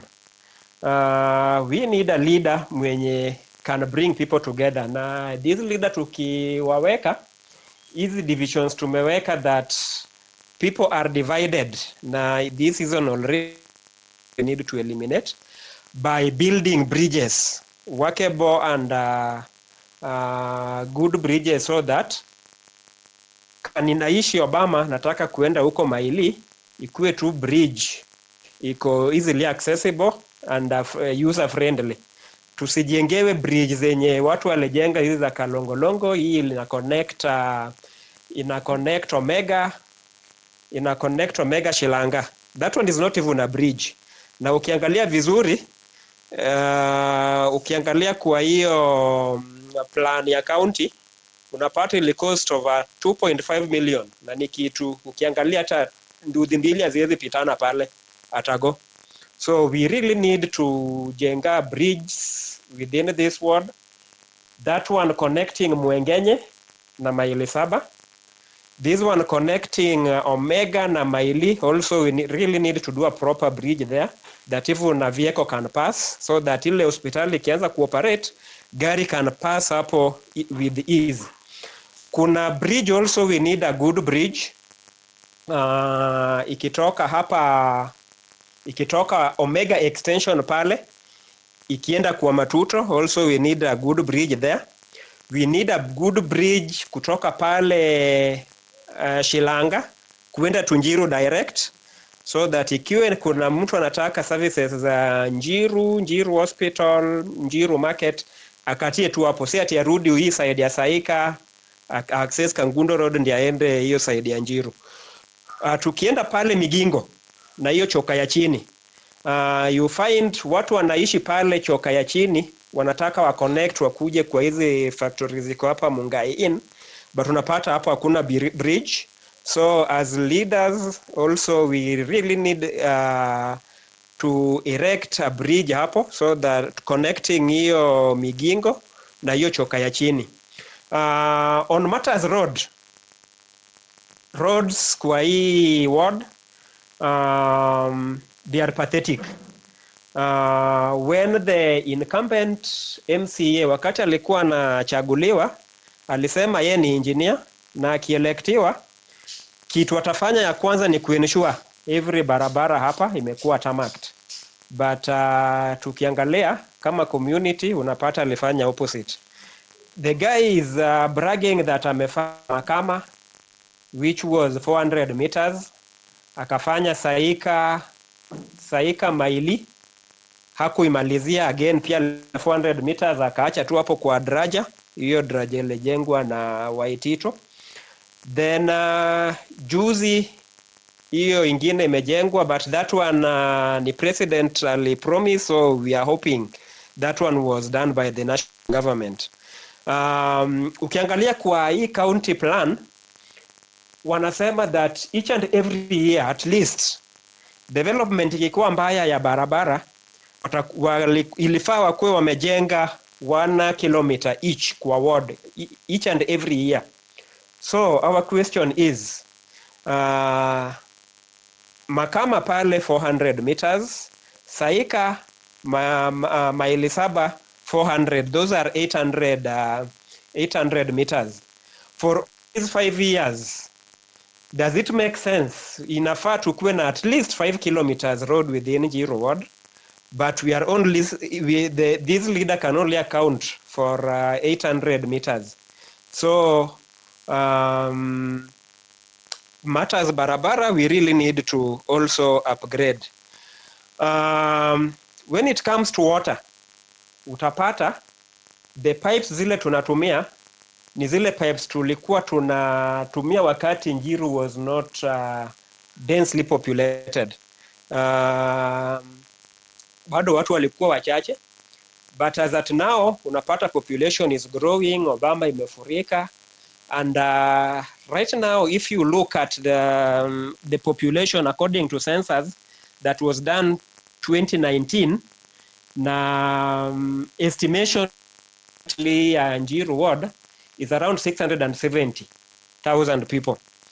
So ukiangalia na ile pipes yenye walieka, those pipes cannot serve watu wa Njiru. So it needs a leader mwenye akiingia pale make sure that amefanya kazi na Nairobi Water, so that pipes zi increase to serve watu wa Njiru. Nimeongea generally, but what I can request and ask people of Njiru, let us not gamble with our votes. Tupeleke watu wakienda pale wajue what they are doing, because Nairobi is not, Nairobi City Hall is not just a city hall as we usually see it there.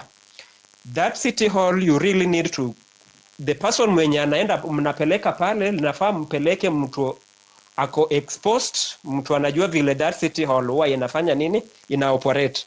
Mkipeleka mtu akifika pale analana kwanza, then tutakuwa tuna make any progress. Tupeleke mtu akifika pale, he knows the corridors on how that city hall usually operates, ndiye asiende huko kama lana, so aanze kufanya kazi from day one.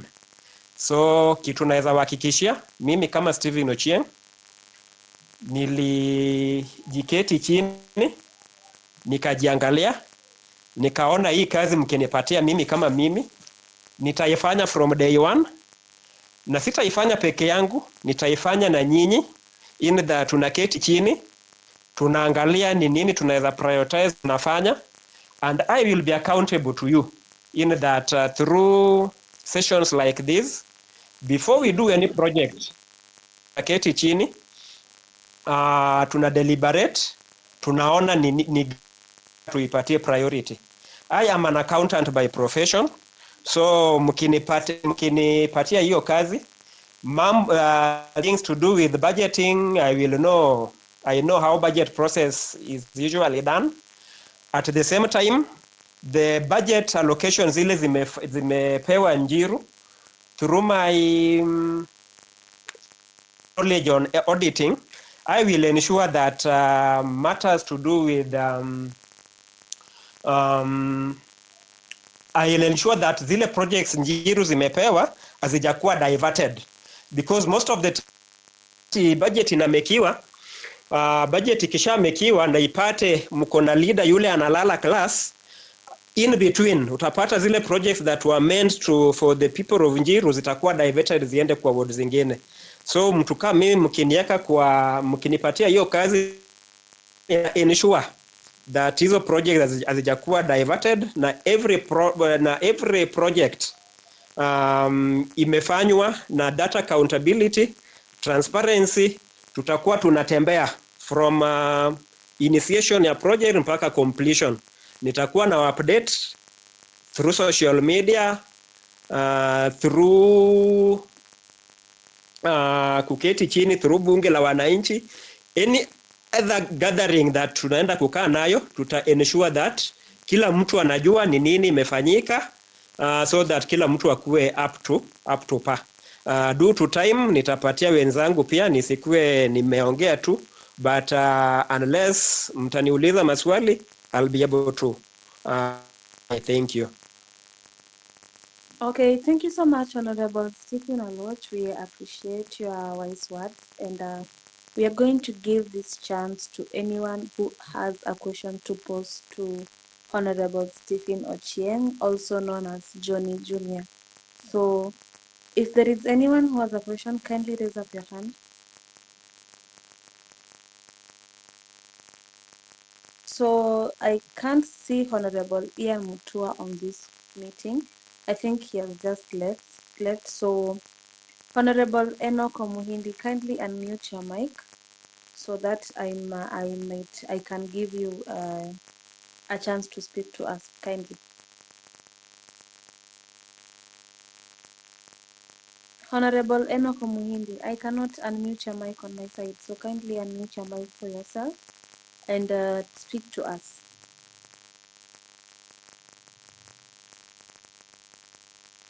Okay, so I think he's having a problem with his device. So I have reached a decision to pose 3 different questions to random aspirants based on the alphabetical order of their names.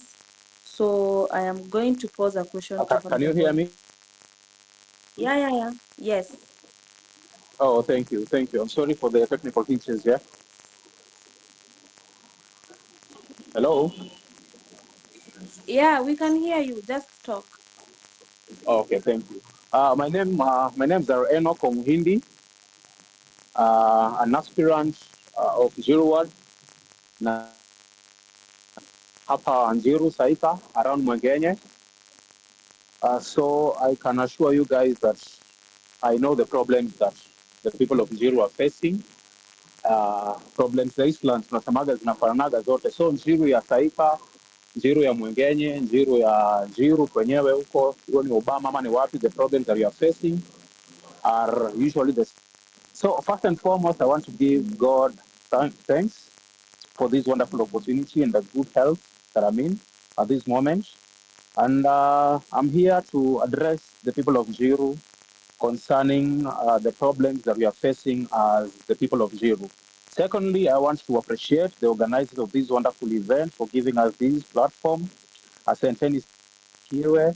I guess you guys saw there's a problem in our leadership. That is why I'm create this platform ndo tuweze kushirikiana pamoja na some other aspirants ndo tuweze to make sure that our count, our ward moves to the next level. Because of you, now we have a platform to raise our problems and know how we can.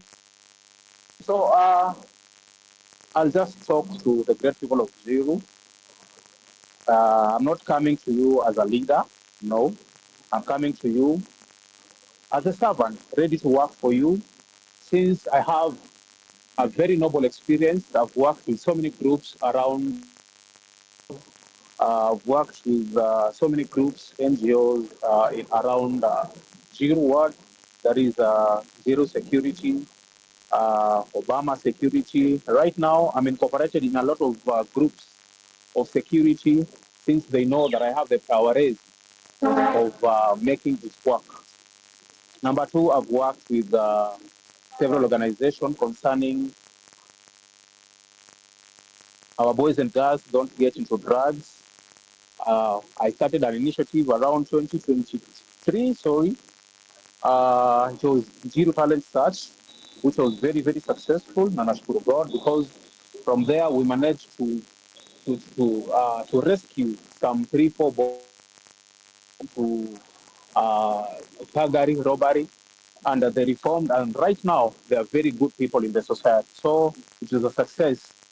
I started an initiative again around 2018 that was called Turudi Shule program that helped 3 girls get to school that were pregnant. And after delivering, I made sure that they went back to school. Now, I have a lot of issues that nazaongea mpaka kesho, but for now, I will touch on 2-3 issues concerning the problem that we're having in Njiru. Number one, I'll touch on health and drugs. Okay? Hospitals that are not functioning due to lack of drugs. If you give me a chance as your leader, I'll make sure that I coordinate in time and make impromptu visits to those hospitals to make sure I, with my team, I'll organize a team that will supervise um and make impromptu visits to these hospitals to make sure that these hospitals are working and are providing uh, the right medical attention to the people of Civil. Another thing that I'll do concerning health, I will work with churches and NGOs, the local clinics, to see how we can empower them so that they can give us those medical funds that we are going to empower them and make them free for the people of Njiru so that our people can get medical attention wherever they need. Another thing I'm going to bring new in Njiru, we're not just going to empower our boys like that, but I'm going to bring practical skills to the boys and girls and men and women of Njiru. I'll be at a hub somewhere so that people can be training. Ona kama zile social halls ziko Kayole wapi wapi. We need such a social hall kwa Njiru. Iko but ilikuja ikachukuliwa na Taika community, but we need something of the sort. Hall yenye wanakuja wa train na wapate different type of skills. Wenye wanataka kusoma masonary, wenye wanataka kukua ni handisi, wanakuja wanapata skills pale, wenye wanataka kuwa mechanics. Tuna coordinate pia na wenye hizi salons ambao wako around, we bring our wakuja wafundishe mambo ya kusuku, kusonga nywele. Now from there you see we have a lot of girls and boys that were almost getting into crime because of lack of jobs. So when I bring those practical skills, I believe and trust that mtu akishasoma, akisha graduate after maybe 3 months, sasa tunamtafutia pesa kidogo, anaanzisha kitu kidogo, and we always make a follow up tuone wanaendelea namna gani. So another thing I will create in Zero Word, I'll bring a business data bank which will create opportunities. Bank, I mean, tutakuwa tunaweka opportunities kama ni WhatsApp group, kama ni yani, kama tutakuwa na hub yenye all the opportunities, haijalishi kama ziko Njiru Ward ama nje ya Njiru Ward, because once you get there as an MCA you get a lot of opportunities, you get a lot of connections. So I'll make sure my people are going to get these updates on time. Kama ni za WhatsApp, fine. Kama ni kwa ofisi pia ni fine, so that watu wetu will be visiting the office day and night. Tutakuwa na site yenye watakuwa pia wanakuja wanaangalia kama kuna opportunities za kazi and all that stuff.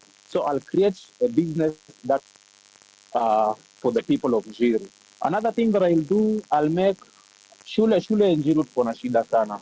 Shule ni za kanzo ni shule mbili peke yake, na mimi nikaona hawa watoto ambao tuko nao saa hii population imegrow, unaona, na we need to fight for another 2 schools in Njiru.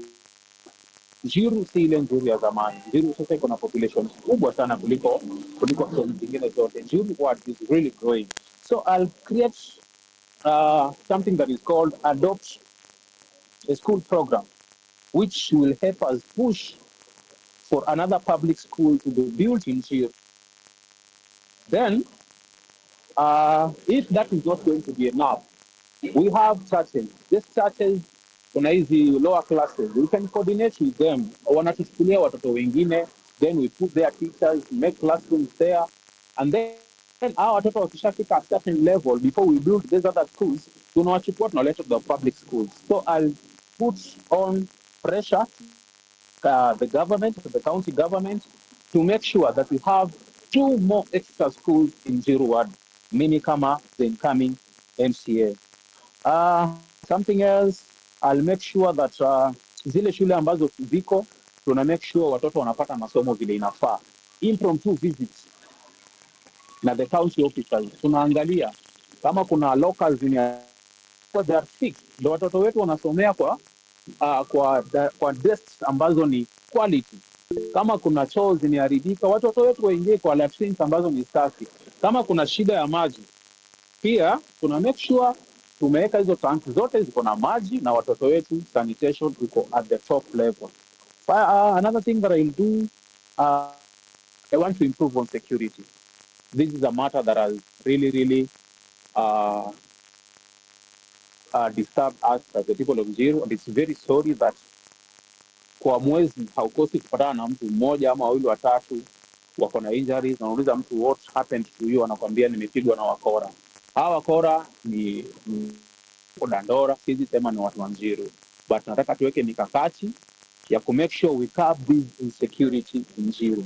What I will do, I will work with the authorities so that we can find a proper way to train our boys and girls and give them uniforms, so that like we make them like the vigilante group, so that these boys and girls can help the authorities in serving insecurity. Kuna mahali pengi sana hawa afisa wengi wao wajui hawafikaji. These boys and girls, kama pale Shiranga tutafute vijana kama waine, most popular boys in Shiranga, pale Obama tutafute waine, and we train them. We make sure that these boys and girls wanakuwa na uniforms hata usiku wakitembea, and they have the help of the police officers. Hao hata wataingiza officers huko ndani, and by doing that I can assure you that there will be very less incidents of insecurity. Excuse me, Honorable Enoch. Yes. Kindly wind up. You have surpassed your minute, please. Okay. Number 3 is concerning garbage collection. Nataka tu hiyo takataka ikuwe ni kazi kwa vijana na isikuwe ni kero. I coordinate with the local. Someone has his or her mic on. Interrupting kindly. Someone by the name of Peter. Now I will engage. Echo. Okay, nitatumia hiyo nafasi vizuri kuhakikisha ile takataka ambayo iko Njiru isikuwe ni kero. Tutaorganize na local manufacturers ambao wenye wako hapa a recycling story, ndo tuweze kuwapelekea takataka. Vijana wetu wanapata kazi, wale wakipata kitu, vijana wetu pia wanapata kitu. So juu ya muda nataka tu niseme, because I know kuna vitu mingi sana viongozi wanapenda kufanya, lakini wakienda pale wakipewa kitu kidogo na cartels wanazuia hata maji haikuji, takataka iwezi bebu on time. Cartels, I will make sure there is a constitution to follow. I'll make sure that these cartels are dealt with na hakuna mtu anahongwa mpaka watu wa Njiru wapate services zile wanafaa, maji ikuje on time. And again I will be the voice of vulnerable in the society. Yes. Okay, thank you So so much, finally, Honorable majina ni Enoch. Enoch. Yes, majina ni Enoch Omuhindi, mkaazi wa hapa Njiru, na naomba mnisupport. Ni mimi ndo. Okay, thank you so much, Honorable Enoch Muhindi, for your remarks.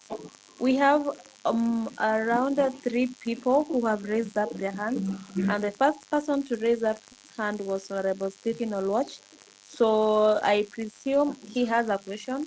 So I'm going to hand over the mic to Honorable Stephen. Kindly take 1 minute to speak, please. Thank you very much. I'm hoping that the reason why we had such like a forum was also to share.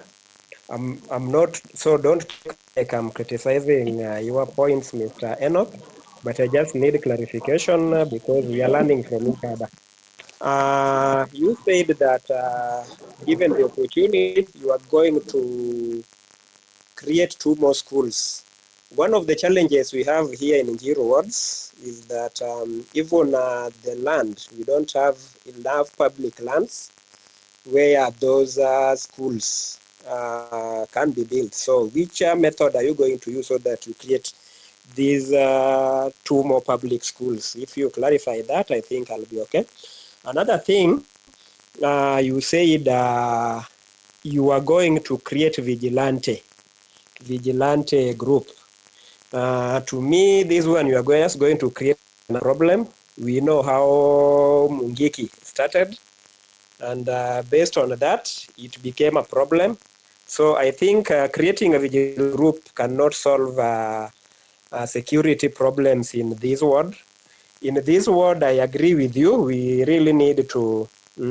I know it is not constitutionally; these ones are not under MCA docket, but as people representing people of Njiru, we have to lobby for these things as leaders.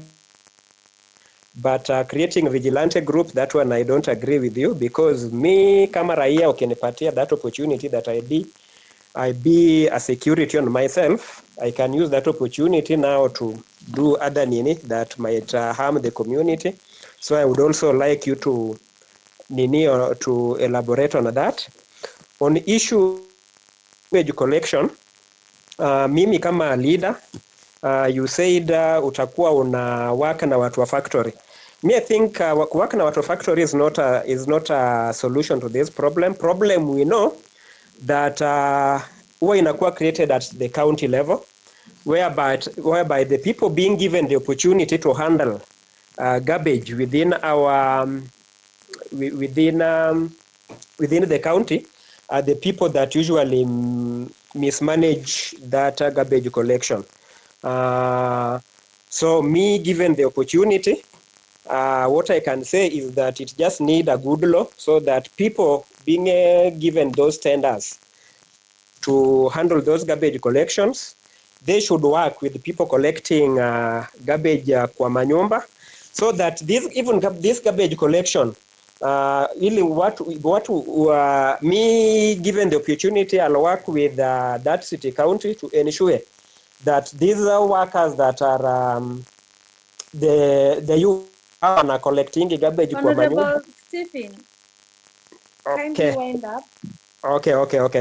I'll ensure that they are absorbed at the county level so that they are being paid. They stop asking for residents this money of collecting garbages. I know these people, if they are given that role to do away, so that we do away with these giving these tenders out for the people going to collect this garbage. Then this garbage, once collected, we can create income generating activity within the ward where this garbage can be recycled and be part of revenue collection to the county. Thank you.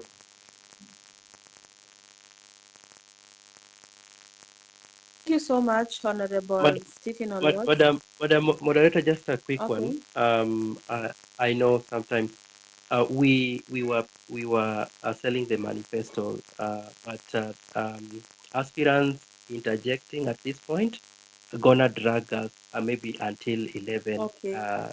This so let aspirant sell, however crazy it may look.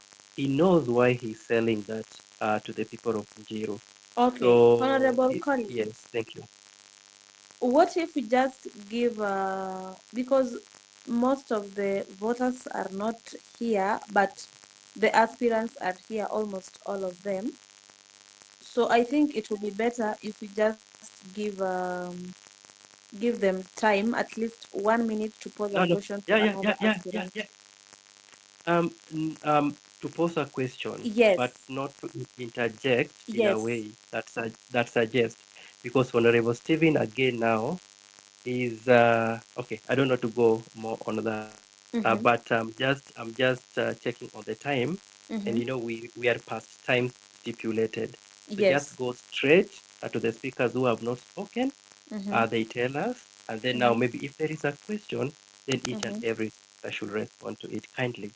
Okay. So we have two more people carrying their hands, raising their hands. So I guess these questions are to be posed to Honorable Enoch. So I'll give the first person, Victor Otieno, a chance to speak, and kindly just take 1 minute, not more than 1 minute, kindly.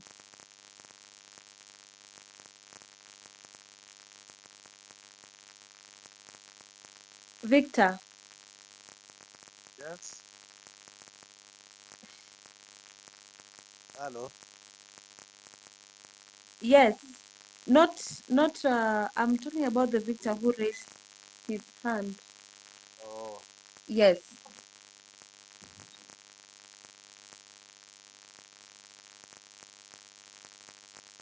Okay, Kelsey, Margaret, I believe you have a question to an aspirant. Yeah, I do. Can you hear me? Yes, yes, we can hear you. Good evening, honorables. I'm Kelsey. I'm a voter in Njiru.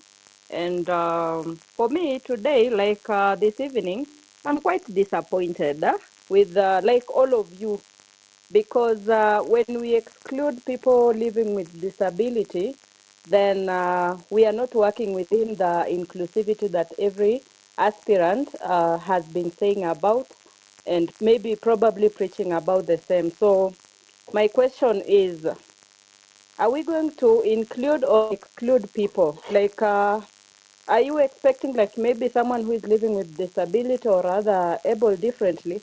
Do you really need their votes?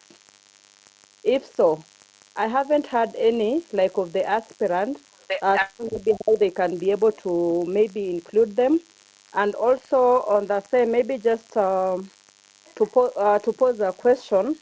If so, or maybe if there is any aspirant who is willing to include these people, what specific budget line will they be able to use, or maybe a bill that will they be able to push to the county government to fund the same, for these people maybe to get access to maybe public, maybe buildings, jobs, and etc. So that's my question to everyone. Thank you.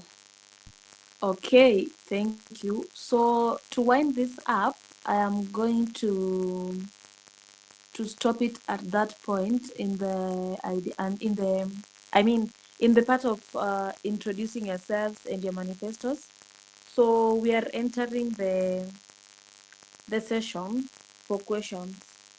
So I am going to pose three different questions to each aspirant, and I'm going to give you up to 2 minutes to answer the questions kindly.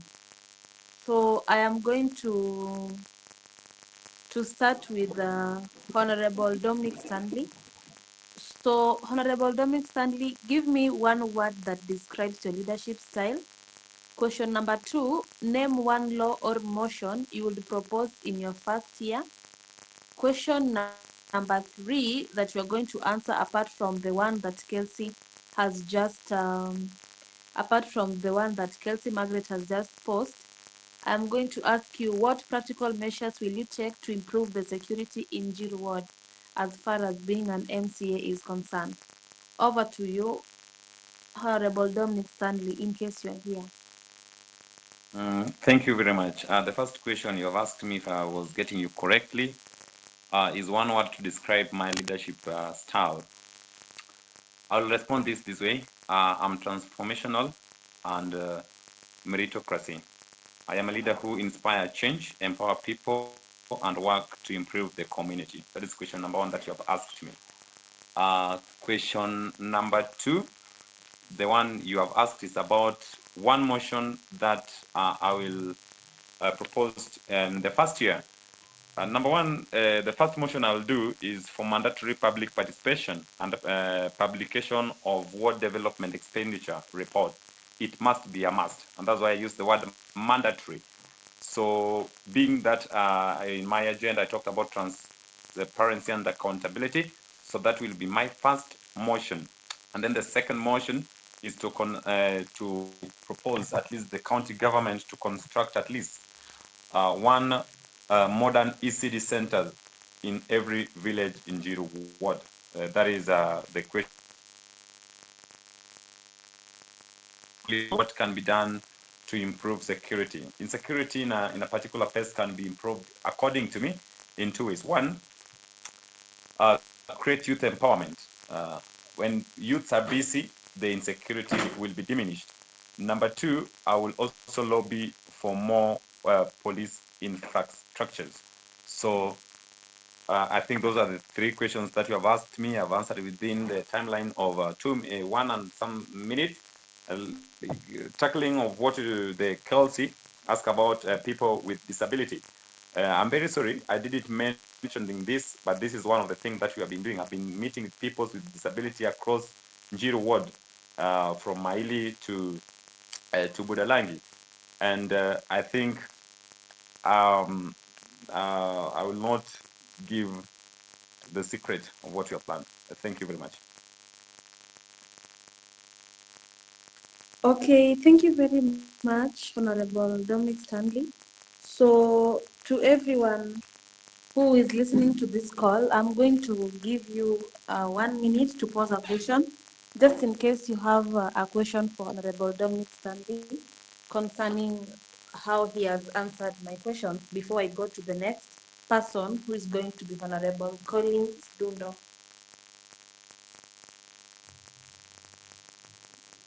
Okay, Honorable Collins Dundo, I'm going to pose three questions to you. So the first question is, how will you involve residents in decision making before major projects are implemented? Question number 2, what is your plan to improve roads, drainage, and street lighting in Njiru Ward? Question number 3, if elected, how will residents monitor your performance?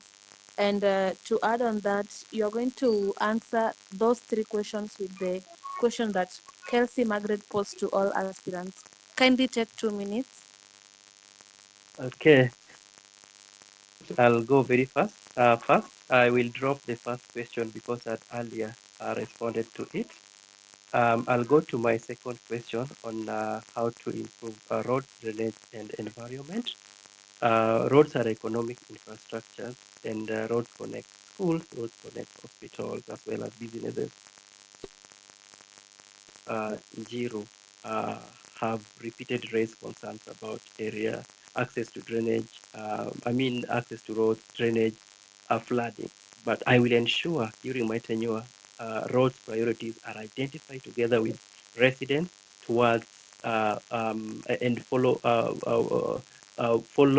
up are done properly. And I will also push proper drainage, tree planting, and clean river, and also waste management. In terms of security, security begins with opportunity.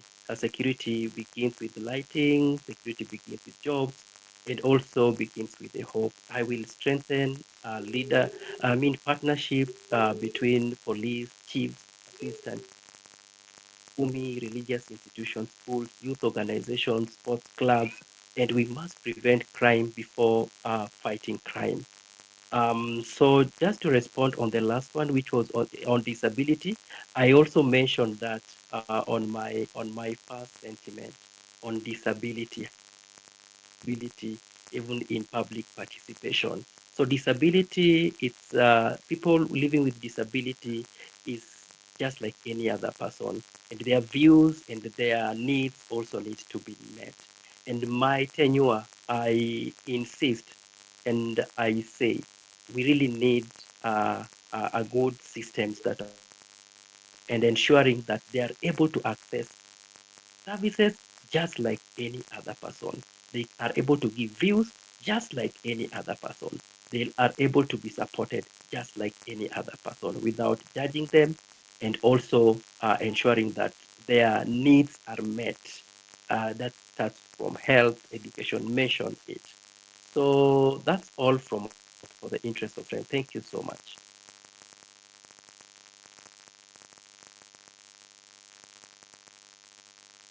Over to you, moderator. Okay, thank you so much.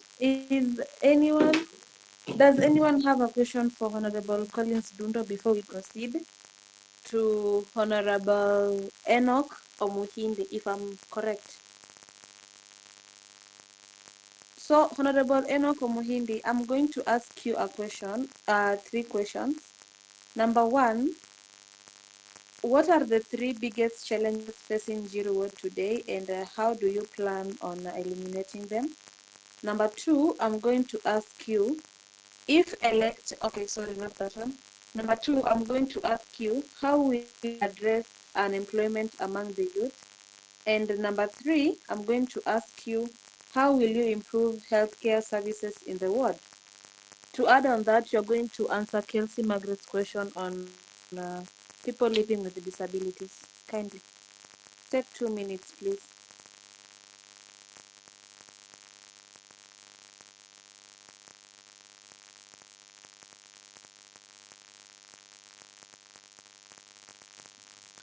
Honorable Enoch Omuhindi, kindly take the platform. Okay, maybe he's having issues again with his device. So I'm going to pose a question to Honorable Evans Mukabana. So Honorable Evans Mukabana, I'm going to ask you, how will you handle criticism from residents? Question number two, how will you ensure the county funds allocated to Njiru Ward are used properly? Question number three, give me two roles of an MCA in the county government.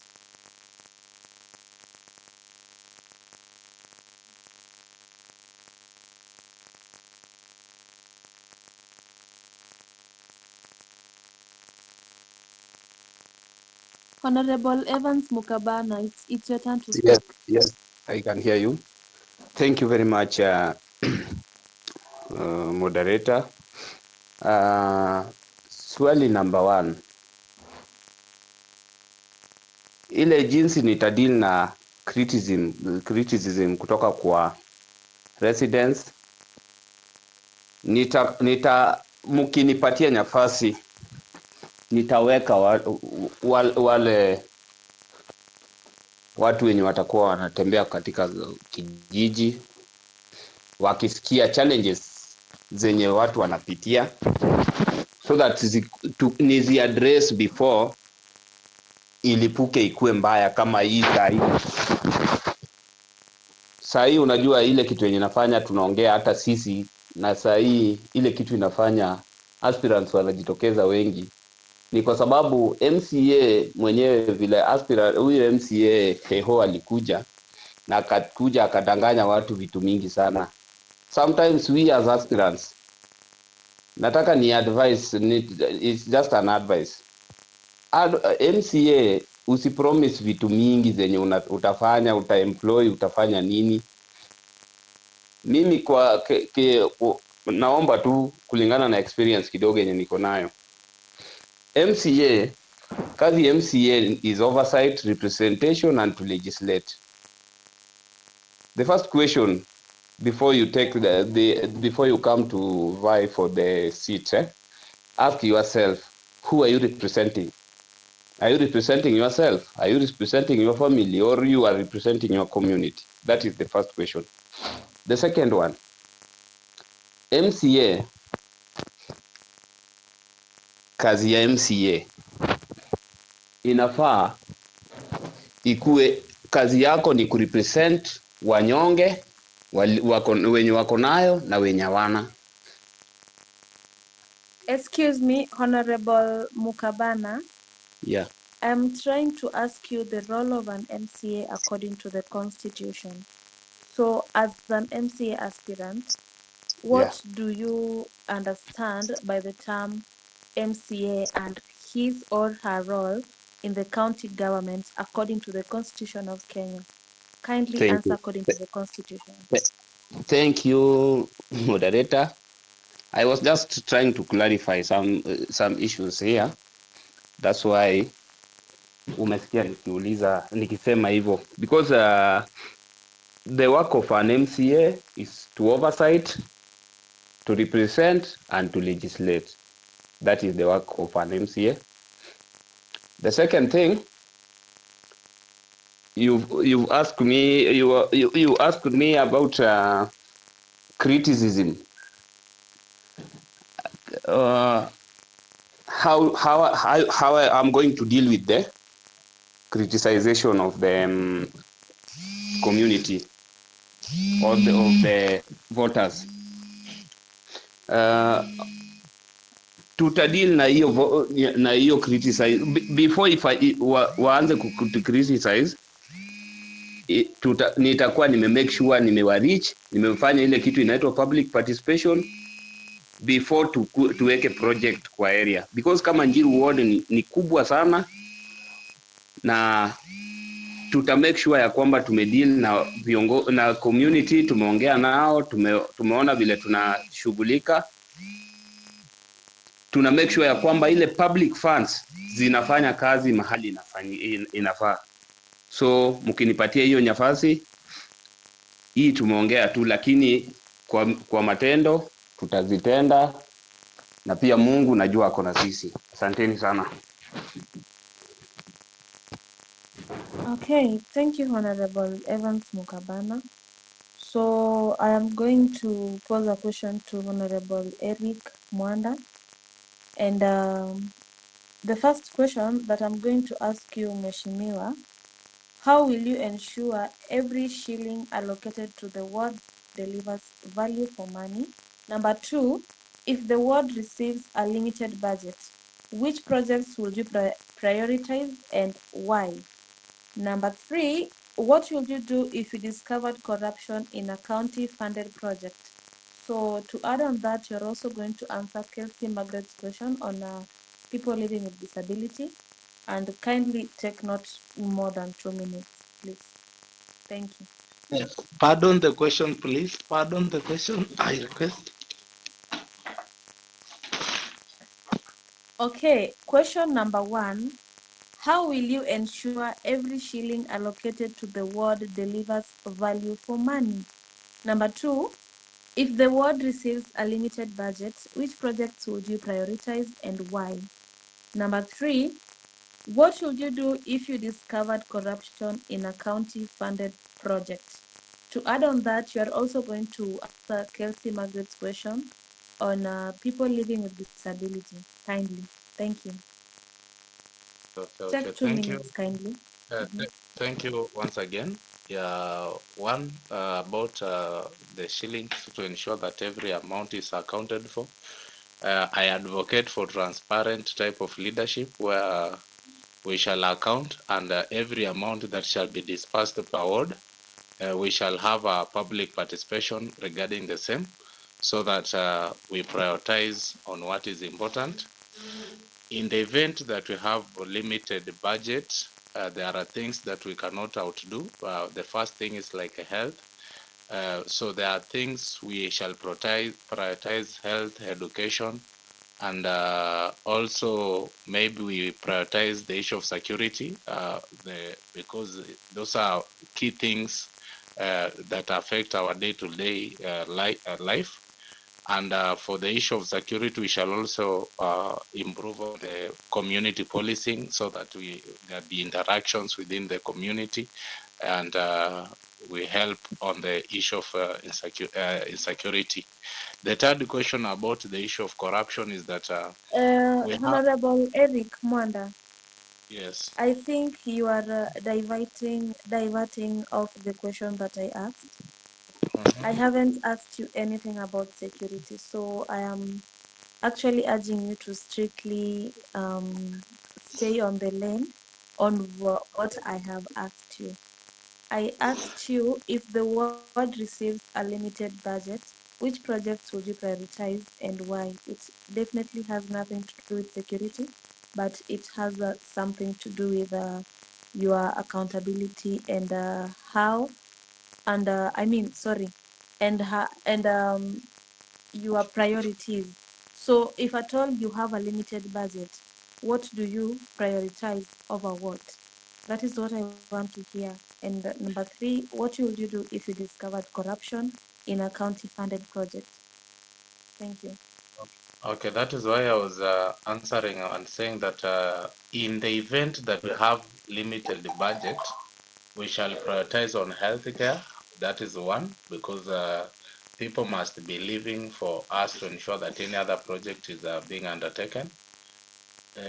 Second thing we shall prioritize on it shall be education, ensuring that we are covering education. No needy students should not get education or over.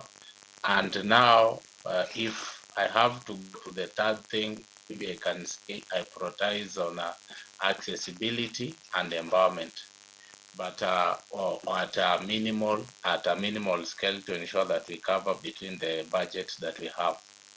So the third question you had asked about the issue of corruption, and the issue of corruption is that we have mechanism on how to fight corruption, but in the event it happens, everything shall be brought to book. In the event it happens, if someone is obtaining amount meant for projects for the people of Njiru, irrespective whether my friend, whether my relative, even if he is my father, they must ensure that they will account to it and they must be brought to book. And we have the judiciary, we have the STC, we have the DCI. I shall be there to ensure that the corruption is being dealt with. The last part, the issue of people living with a disability, I've heard my sister speak about it. It is a critical issues that I'm handling partially at my humble capacity, but it's something I want to say that people living with the capacity with the disability, we can ensure that they get as attained, lazima washughulikiwe na Ministry of Health so that they can be exempted, on tax. One, when they will be exempted on tax, and when and also we can try to empower them either through education or through activities, uh, depending on how able they are. So those are the issues I'm going to handle, and thank you very much for today. Okay, Honorable Eric Mwanda.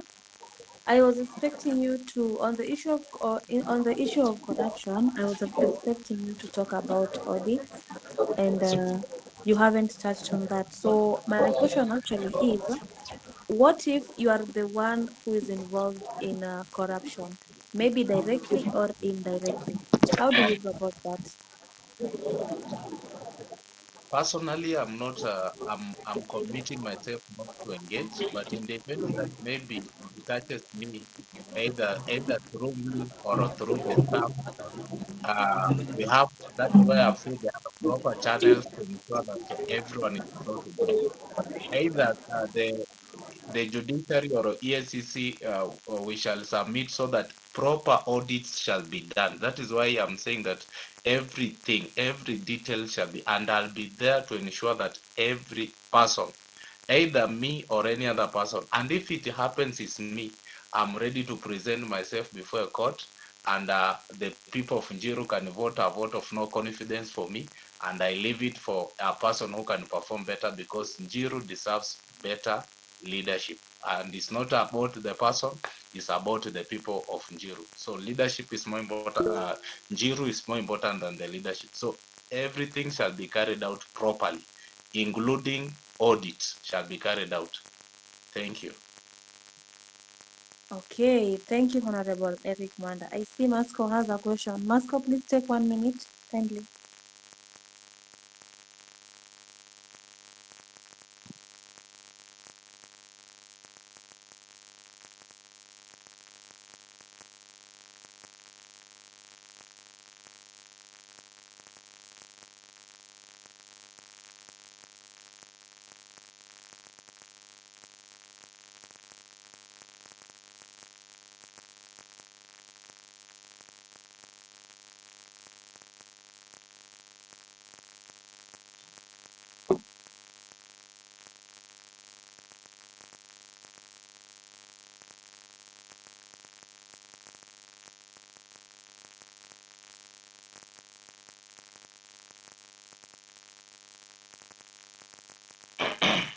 Okay, thank you,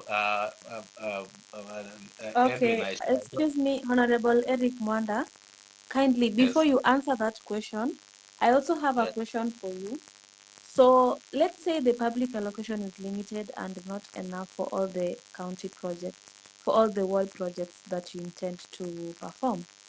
So what if someone offers you a bribe on another, and let's say it's maybe office projects. So maybe somebody offers you a bribe, and you know that this bribe is maybe going to help you to fill in the gap of the limited allocation that you have, and is actually going to help more people. So what will you do when you are in that position? Thank you. Okay, thank you, moderator. And let me start with the question to Edwin. I believe Edwin knows me well. We have interacted at personal level. We have been together fighting all injustices in Njiru Ward. We have been there, even fighting for injustices, and he has been. We have been working helter skelter together. So I believe Edwin knows well that I'm in the best position to fight any type of evil thing that may be, or or prevent anything that may transpire in Njiru. In the event of bribe, our moderator, I don't believe, sometimes, let me say that when there is a dilemma between doing what is right or what is wrong, but to me, I want to commit myself to the people of Njiru to do what I'm able to do. In the event that there is allocation of resources that is there, I'll come and communicate to them so that they may prioritize by themselves. I'll be coming to them and telling them this is the budget that we have this year. Let us prioritize on this rather than involving myself under things that maybe they'll bring scandal later, because I don't have to sacrifice my political career just because I have an urgent issue that we can address commonly together with the people of Njiru Ward.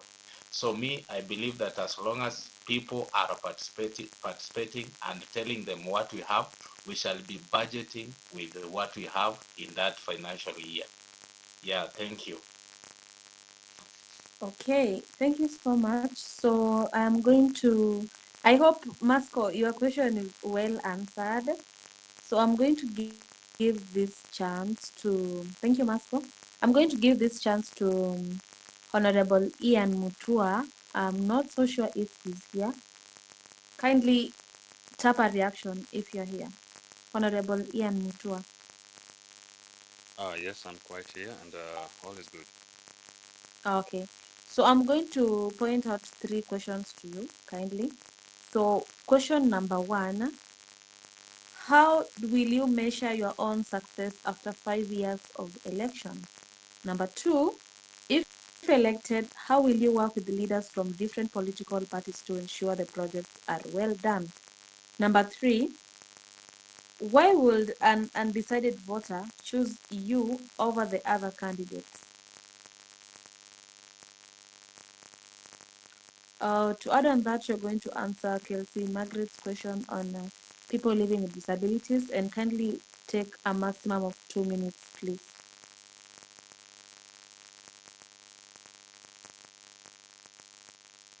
Uh, okay, thank you very much, and I appreciate for this opportunity. I'll begin with your first question, which I believe you're stating how I will measure my success after 5 years. I believe that's how it is. Hello. Yes, just continue. It's okay. Yeah, yeah. How I'm going to measure my success after 5 years, and this is what I'm going to do.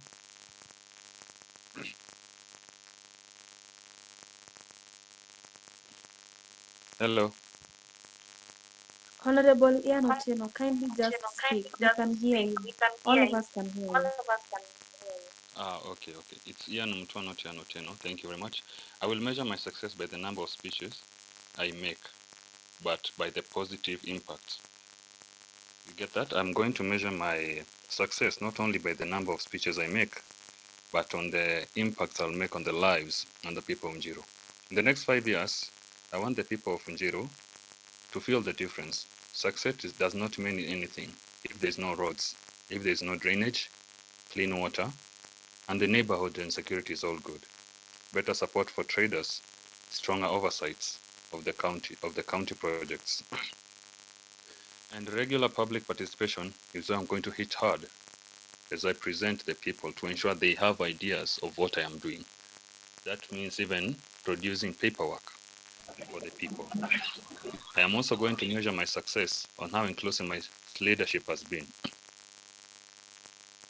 Having my youth to gain more opportunities, the women to have economic power, economic empowerment, and also the people with disability to be fully understood and be given a chance in all opportunities, which of course I go hand in hand with Article 10, which states transparency and public participation is guaranteed, together with Article 73, which reminds us that leadership is in the public trust.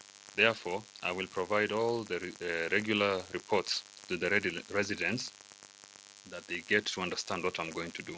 And that is why in my first 100 days, I declared that I'm going to put on the paperwork for the people, including organizing a baraza for you guys. So on my second question, you have said that how I'm going to work with the other political parties, which of course I believe they'll be my fellow teammates in this work. In this work, so working with them is not guaranteed because we are all a family, and since we are all elected, we are going to ensure that regardless of our political differences, I am going to go into them because at that time, if for example my MP is from UDA, if my MP is from any other political party, I won't actually mind because at that time is going to be the people's choice. So regardless of whether that guy or that boss of mine, MP, president, whoever it is, I will not actually mind approaching that person to ensure that I get to deliver what goes hand in hand to accordance to the constitution. And now on the third question, which I believe I'm going to check it out, you've said people living sorry, the undecided. You said what will make the undecided choose what will make the undecided people choose me over the others. One thing about me is that I've been staying there with the people. I've been walking around. I've been moving around. I've been listening to the people of Njiru. I've been actually they've been calling me. They have gained trust from me, including those who are undecided. So one thing I'd like to tell those who are undecided is that choosing me, I am someone who I have been walking on the grounds. I have been listening to your tears. I've been listening to everything that you are going through. And that is one thing the undecided should have a decide of choosing me. And the let me call the bonus question that you've had for me: people living with disability. People living with disability are one of us as well. These people with the disability, actually, I don't like calling them people with disability. I'd like to call them my fellow Kenyans. So since I know they don't have that privilege like the others, I'll give them priority. I will ensure that they are seen, including job opportunities, whereby I'll give them an opportunity which favors them. Because once again, when I get to be with them in that, when I get to be in that office, I expect them to be hard-earned people. I don't expect them since they are disabled to take sympathy as they are as their way of taking what's it called taking away of an advantage. So once again, the people living with disability, I guarantee them that I'm going to work with them, give them opportunities, education-wise, and many Kindly other wind programs. up, Honorable Ian Mutua. Kindly wind up. Yes, We have two wind people up. raising their hands. Yes, it's okay. I was also done before you interrupted, so that's all I'm going to do. Thank you very much. Okay, thank you very Okay, much, thank you very Honorable much, Ian Mutua. Honorable Ian. We have We have two two. hands. Director Masco, I'm going to give you 1 minute, strictly 1 minute, kindly.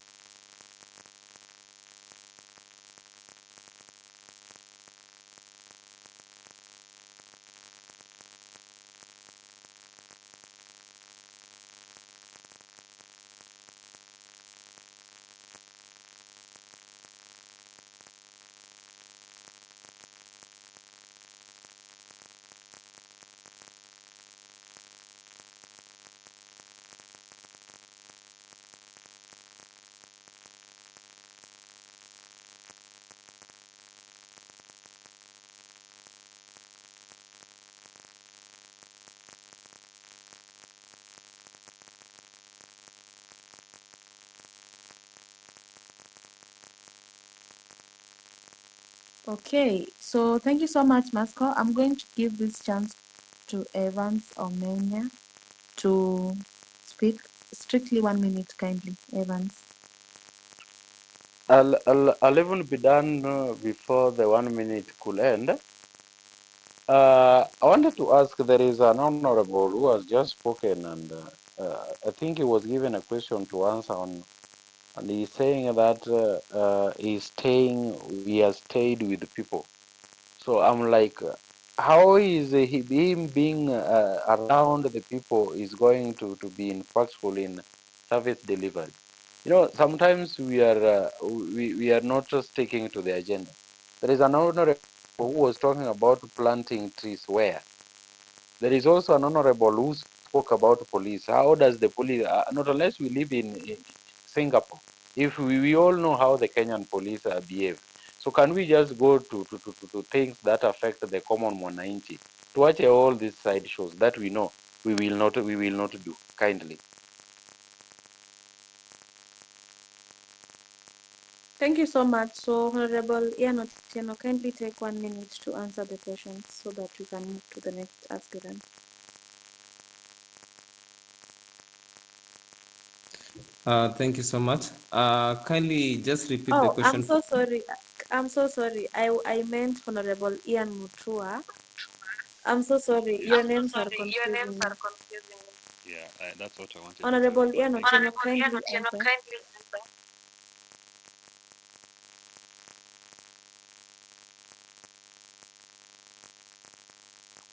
Yeah, that's why I want like the moderator to be precise because it's kind of confusing. But anyway, thank you very much once again for the stall project that I have had been hizo jina zenyu kwa debe muangalie sana.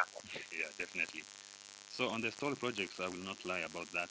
I have not actually worked on any stall project, but regarding working with the people is when on the faulty transformer that had occurred on Mwendo. I really worked on that for the past 2 months. I mean, it had an issue for 2 months where your transformer was taken.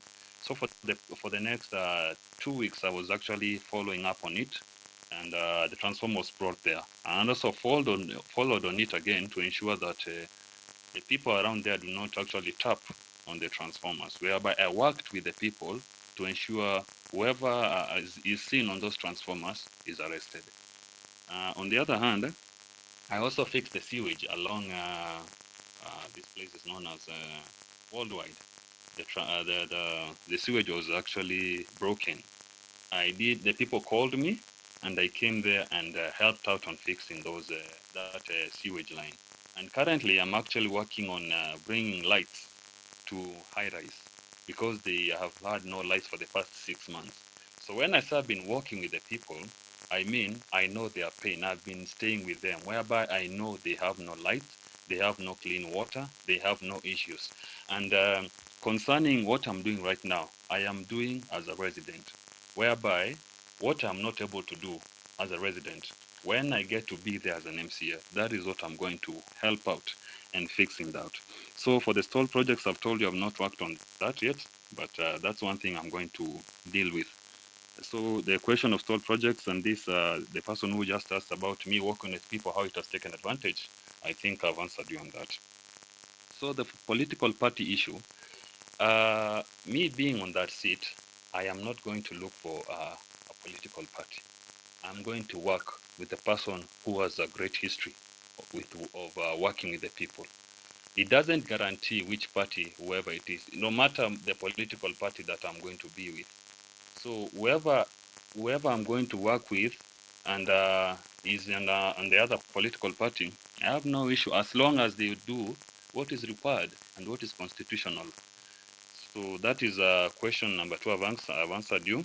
I promise that there's another question that I was asked here. Promise that I will not make, and this is quite serious. A promise that I will not make as an MCA is that not everyone is going to get this opportunity of job employment or many other deliveries. I will ensure on my best that regardless of how many people you are, I will ensure not even everyone, but majority are going to get these benefits when I get to be as an MCA. Not everyone. So that is the promise that I can give the people of Njiru, but I will work as much as I can to ensure that majority get job employment, get to opportunities, and many other projects that I'm going to hold. Well, thank you very much. Okay, thank you so much, Honorable Ian Mutua. So if I'm digesting your sentiments really well, I am not understanding your statement of you have lived with people. It seems as if you're only solving the problems of the people who live around you or the people that are close to you, because you keep repeating the statement you've lived people and you've seen their challenges. So I would really like to know which areas of Njiru have you helped these people concerning, especially concerning the issue of the sewage. Which area exactly did you help? And I would as well advise you not to speak on projects that you haven't worked on or solved, because we are not working on delusions. We are working on real time projects. So if at all there is a project that you haven't worked on or solved, I prefer you don't talk on them. So kindly tell us which people are you talking about and which people have you helped. And I hope it's not your neighbors or your family or your friends, because you keep telling us you've lived with them. So when I say living with the people, I mean when I get to walk around, I get to stay there, I get to listen to them. And when there's a slogan that I came up with, Ian is just one call away. And let me say this: this slogan I came with was early this year. This is when actually I didn't used to live in Njiru. I used to stay in Limuru, but I actually came for my holidays. So when I came, I realized Njiru is in a mess. So one thing I can assure you, even if you went down street and asking the people, you are guaranteed what I'm telling you is how it is. Begin with the transformer at Mwendo.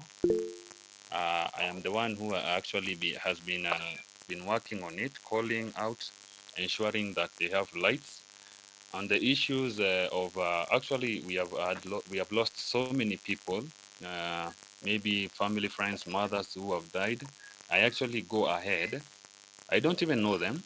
I actually go ahead and I get to provide eulogies for them. I get to provide their portrait photos for them and support, including transport, which of course I know it's quite expensive, but I usually do my best to ensure that they get that. The issue concerning sewage line along worldwide, I actually made a call, and I'm also working on another sewage line at Elizabeth Scrap, which a child actually fell inside that area, and they called me, and I was able to ensure that it was actually covered as a first, let me call it a first aid, or just so I'm actually working on that, and though it has not been covered yet, but apparently it's on process on it. Thank you.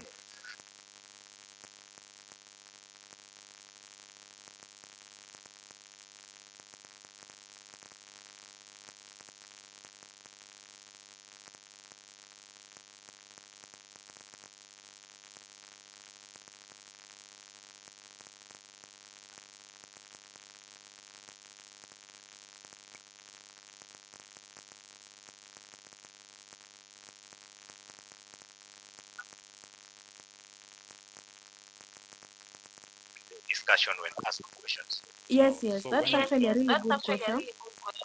yeah, so I begin by And saying please, may I add just before you could answer? Yes, yes, yes, Evans, you can add a question.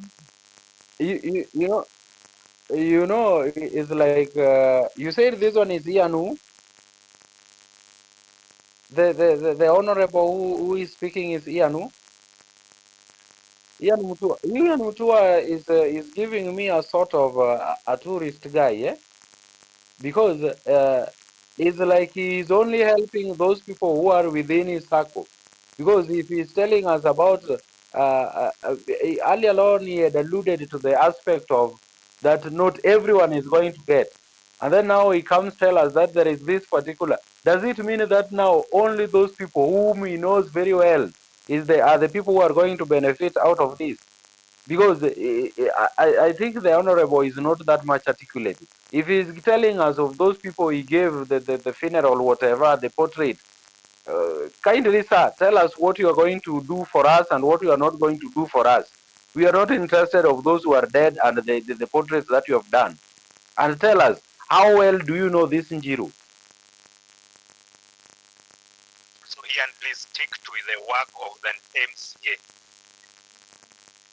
And please answer my question I asked you about the inaishia wapi. Okay, thank you. Okay, Evans thank you. Evan Mutabana, Tabana, kindly kindly just take 1 minute. take 1 minute. Eh, please, nimesikia mwenzangu akiongea, nimesikia aspirant mwenzangu akiongea Aspirant hapo, na mwenzangu akiongea hapo. nikashindwa hii city Hii MCA CTMCA tusiingie tudanganye watu, fanya watu na tunajua hii kitu yenye najua hii haiwezekani. kitu yenye haiwezekani. issue to do with kutengeneza siwa hiyo yenye anasema hiyo. Ian, please mute. Hiyo issue yenye anasema ya kutengeneza siwa yenye anasema, nadhani hiyo mzee Karanja ndiye alipiga simu na watu wa Nairobi Water and Sewerage Company ndio wakakuja kama tuko na wakatengeneza. So hii aspiring ya kutaka kiti yenye ujui kazi yake, tafadhali tu tueleze wananchi, kila mtu tunafunzana ili tujue, mwenye ajue ili turekebishe siku ingine. Asante sana. Okay. Honorable Evans Mukabana, I think you are being a bit rude in your tone, but I get your point. Actually, it's so good that you have spoken up. I also wanted to ask you because Ian was trying to line out his achievements, and in your speech, you also told us that you have sponsored over 300 students, and you also have Evans Mukabana Foundation that is sponsoring students, and 60 of them are in high school. So, what do you have to prove to us that indeed Evans Mukabana Foundation is something that really exists in real life? Do you have certification to prove to us that this is Evans Mukabana's foundation? And what documents do you have to prove to us that it is something that is allowed by the government, that is allowed to run by the government, and it is something that is accepted, and indeed those students are in school? Which proof do you have to give us that indeed 60 students are being educated in your name? And please also tell us what role did you play in bringing back the land that was grabbed? Do you have any connection with the land authorities? Because I believe in Kenya, every department has its own role. So what did you do exactly, and what do you plan to do about the land grabbing issue that is in Njiru Ward? Evans Mukabana, kindly take the chance.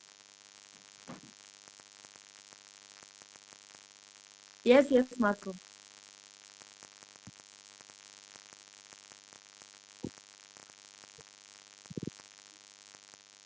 Okay, Masco. Mm-hmm. Mm-hmm.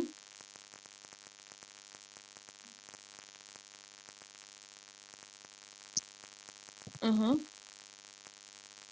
So, okay. Okay, there is no problem. So Ian answered the question, then we go to Mukabana. But I had intended to ask him, just that I forgot. So Ian Mutua, kindly. For just a reminder, can the question be repeated again? Kindly, please.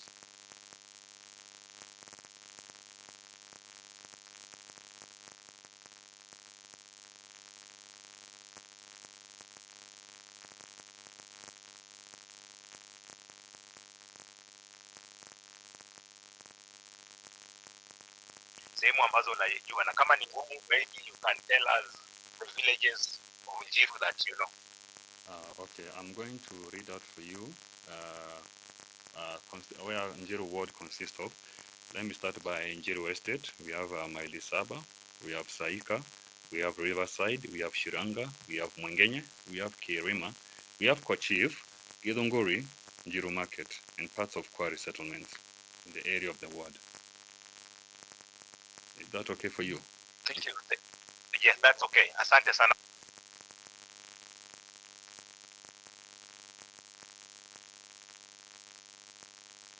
Okay, so my question was to Evans Mukabana, Honorable Evans Mukabana. He told us that he has a foundation of he has a Evans Mukabana Foundation that is supporting over 300 students and 60 students in high school. So my question was, do you have any proof or documentation or certification to show that indeed Evans Mukabana Foundation is running?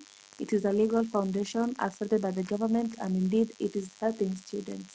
Also, I wanted to know that what role do you play in the land restoration, because there was an issue on land grabbing in Njiru, and you stated that you have helped in the land restoration. So what role do you play? Do you have any connection with the land offices, and how did you help in yet you are not in the government? So those are my 2 cents. As we continue, I will add more questions. Yes. Thank you, moderator. Kindly let Director Masco ask one question, then Evans Mukabana will take over. Masco.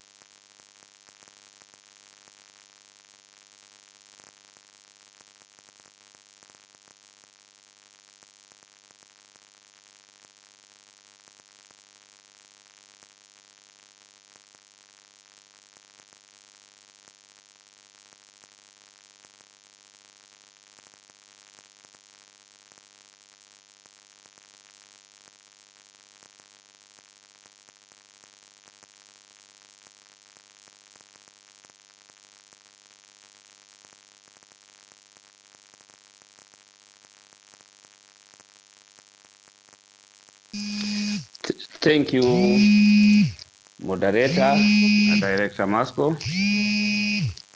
Umeniuliza swali mzuri sana, na hiyo swali kwanza, moderator, sauti yangu inakuanga hivyo, so usiogope. Hiyo ndio sauti yangu, na nikiuliza Kindly, swali. if it's your phone vibrating, can you just switch it off? Can you just turn it off? Okay, so Thank you. thank you very much. So first of all, swali yenye uliniuliza ni swali kuhusu Mkabana Foundation. Mkabana Foundation ijaanza leo. Mkabana Foundation ilianza 2022 whereby foundation iko na certificate na ni foundation yenye imejulikana na government, na nilianza hivyo kwa sababu ya Njiru Ward kuna shida ya watoto kutoenda shuleni, na niliangalia na nisingeweza nikiwa peke yangu. That's why create this foundation. Excuse me, Honorable Evans Mukabana. I think you are diverting from the actual question. I am not trying to doubt the existence of your foundation. My question was, do you have documentation or certification to prove that your foundation is legal and allowed by the government, and does it really exist? And do you have proof that indeed these students are getting educated? Do you have proof that these are not ghost students, they are real students, and the money being paid is real money? Do you have proof, and can you really show us that you have helped this student and this student, and do you have people who can actually testify? Because we don't want ghost people, we don't want ghost projects, we don't want ghost money being involved. We want real people. We are not dealing with delusions, we are dealing with real-time events. So kindly tell us, do you have the certification, and what authority approved it, and does the government know of it, and is it really legal? And Because where I is am the not allowed to physical? ask you the source of your funds. I am not allowed to ask you the source of your funds. As an aspirant, for you to educate over 300 students, it means that you really have a proper source of income. So I am not intending to ask you the source of your income, but I really want to know, is it really legal? And do you have a physical office? Where is it Yes, located? Because as a an physical office. yes, A a physical, physical a office. And physical where is office it where located? So that somebody like as me the can people visit. of Njiru Ward, for you to earn our trust, you have to show us the real project that indeed you are doing. You have to show us the real things that you're doing on the ground, because there is no need for you to come and tell us about God's projects. For example, we don't want to deal with delusions because we are real people. So kindly tell us, do you have certification to prove? As the leader of debate in Njiru Ward, I would really like to know.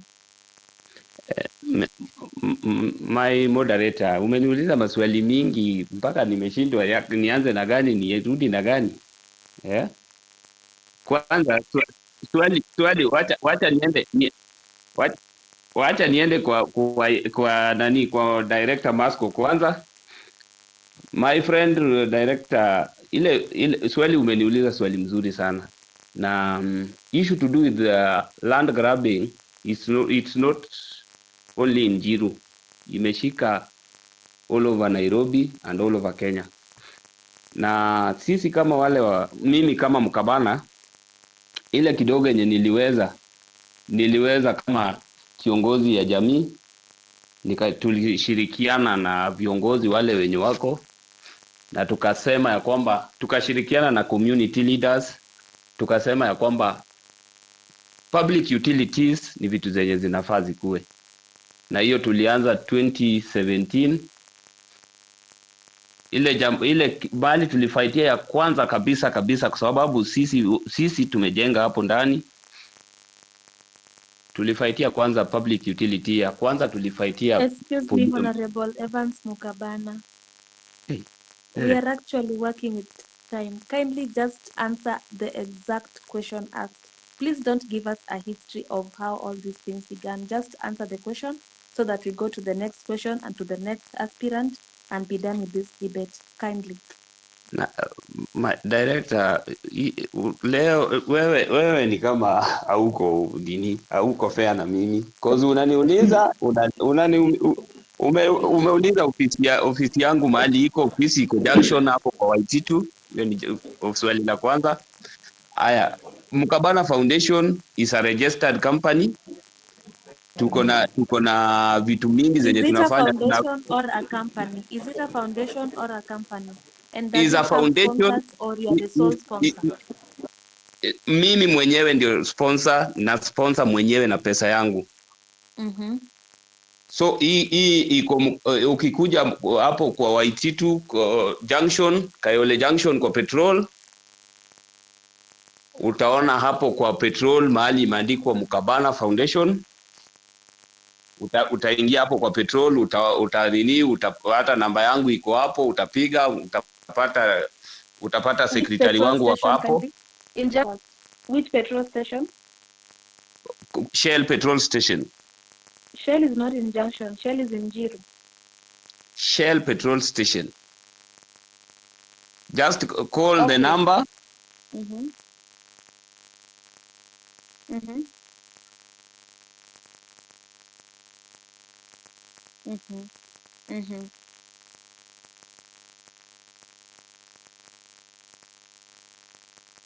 Mm-hmm. Mm-hmm.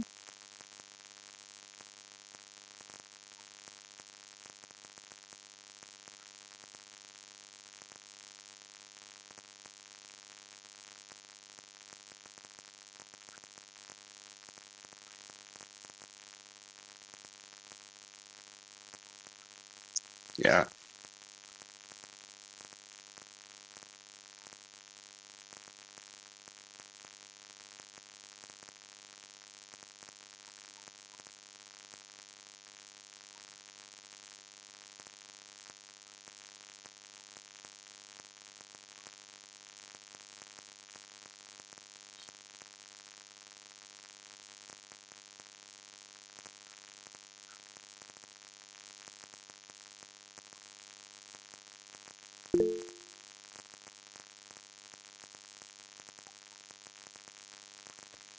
Okay, Director Masco.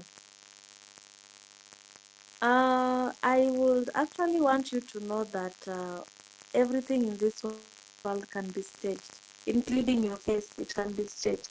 So I am going to take that initiative to actually look for the office, find Honorable Evans Mukabana, and I am actually going to prove indeed that he has a certification of that foundation and indeed it's running. And I'm also curious about the criteria used to look for the students who are being empowered or who are being sponsored. So I think we'll just let it slide as we give Evans Omenya 1 minute to talk before we go to the next aspirant and wind this up. Kindly. Moderator.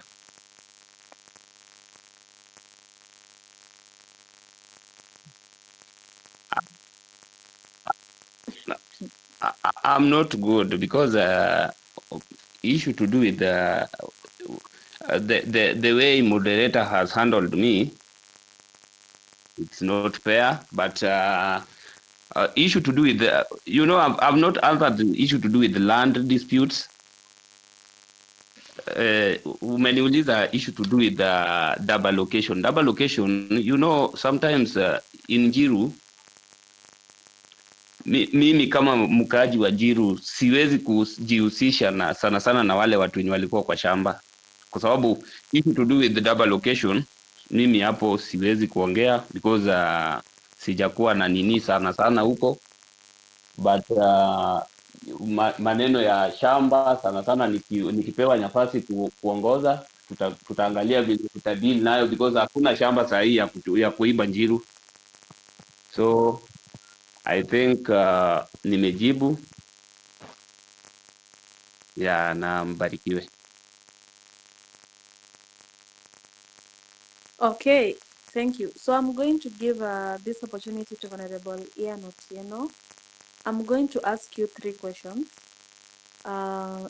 Okay, to add on the 3 questions, you are also going to answer the question on the people living with disability. So, number 1, which is one policy proposed by another aspirant that you agree with? Number 2, question number 2 is how often will you hold public forums with the residents? And number 3, what innovative ideas do you have for waste management in Njiru Ward? Thank you.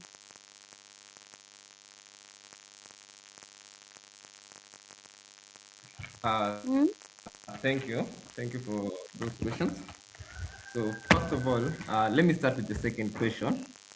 Venye tulisema tu power belongs to the people na lazima tuweze engage with the society sana. So mimi nitaweza engage the society by kutengeneza multiple groups, community groups. Like for example, here in Njiru already shikana na different organization, different community groups za for example ka Omega Extension, kuna Obama Extension. Njiru kule pia tuko na Chief Maili Saba, pia kuna vijana pale tumeweza kushikana nao, na hizi zote tunashikana nao ili tuweze bring the ideas. So on my side naweza sema engaging the society kupata the ideas si kitu yenye inafanywa maybe once a week, ni kitu inafanywa daily. Yeah, daily unafaweze kukuwa na information from the society. So daily society inakuwa inaongea daily. So in engaging with the society, mimi nitakuwa na engage na the society daily ili niweze kusikia the opinion. Yeah. And on the third question yenye umeniuliza about the waste management. Actually, I'm having my movement yenye ambayo inajiita Reke, in bracket Respect Kenya. It's a movement yenye nimekuwa nikioperate nayo hapa hivi Njiru, na tumekuwa lots of activities za kufanya usafi.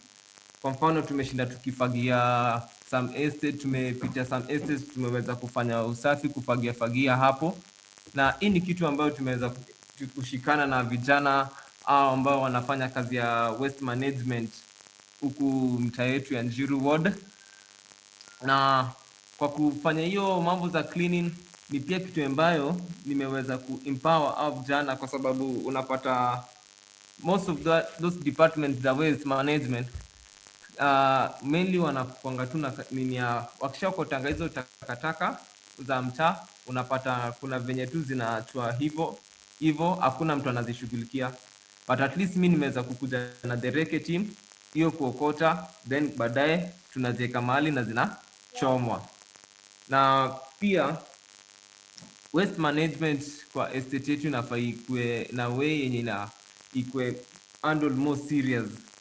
In a way, mimi nikipata this seat ya MCA naweza emphasize sana tuweke dustbins kwa ma estates zetu.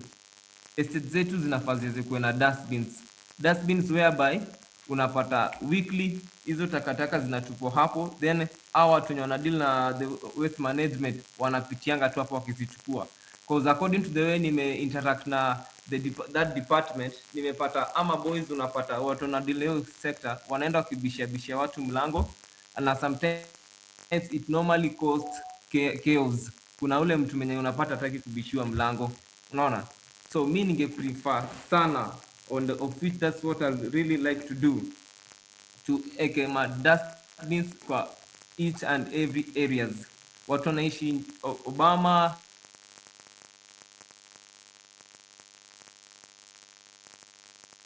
na hapo ndo tutakuwa tunaweza kutupa hizo takataka zote zenye ziko hapo hivyo ndani.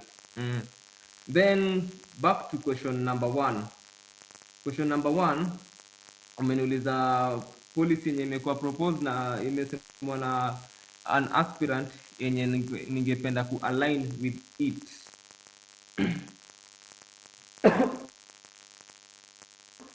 Okay, on the policy yenye imeongelewa na aspirant na ningependa ku-align with it, kuna hii mambo ya health kwa hii community yetu.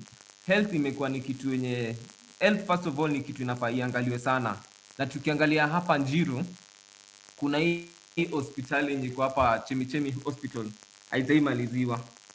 haijaimaliziwa yetu. Tunapata wakazi wetu tunahangaika sana. Mtu anataka kutoka, ukienda hapa Njiru Hospital unapata some resources haziko huko, inakubidi utoke huko uende hadi maili saba, uende hadi Mama Lucy, unaona.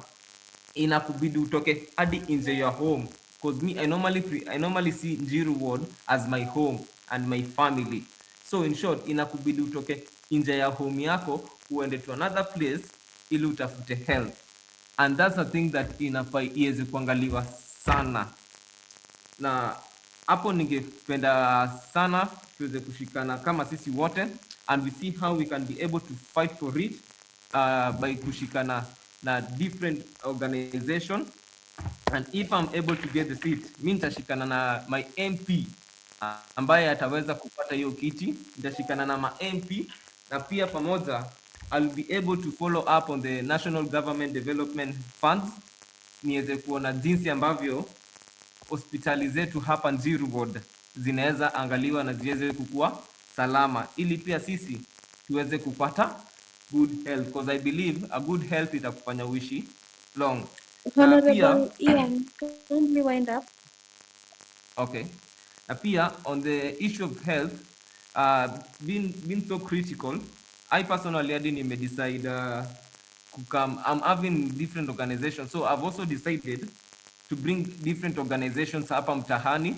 Kwa mfano on 14th next week tutakuwa na organization yenye itakuwa hapo Njiru, itakuwa inapatiana health services. Yeah, inapatiana health services to all Njiru residents, na mimi pia ningependa kukaribisha kila mtu hapo ndani aweze kukuja. Shukran. Yes.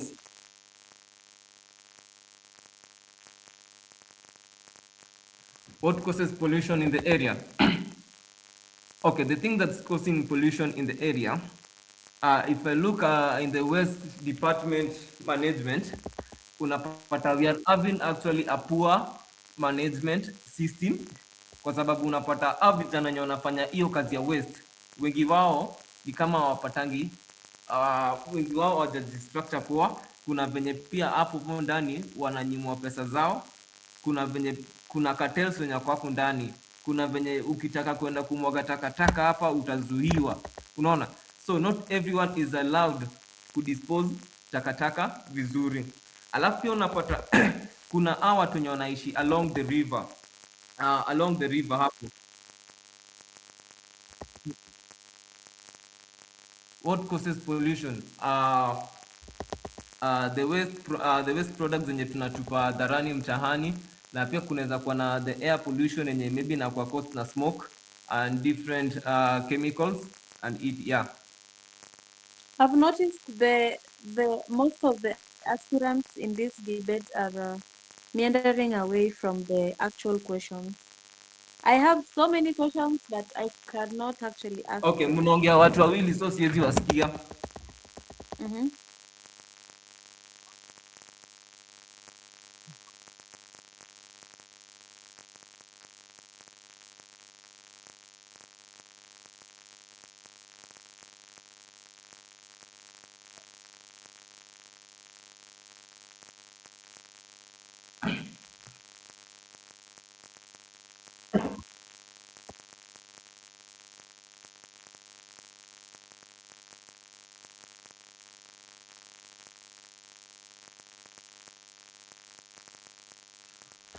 Okay, thank you so much for that.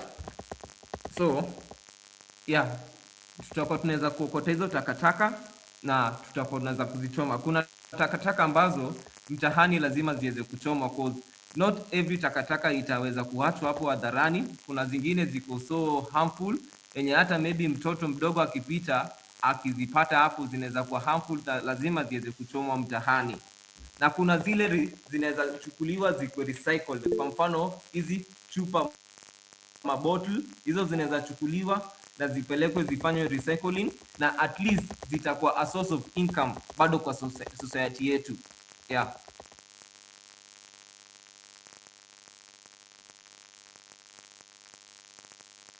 Management do we have?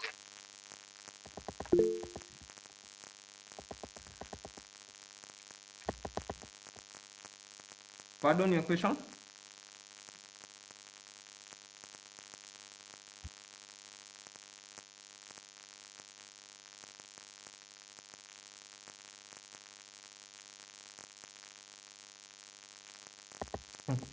We are having different type of waste, but I currently I'm talking to what I normally deal with, because nimesema I am having my own movement ambayo inaziita reke, na hii reke hivyo ambavyo tunafanya. Yeah.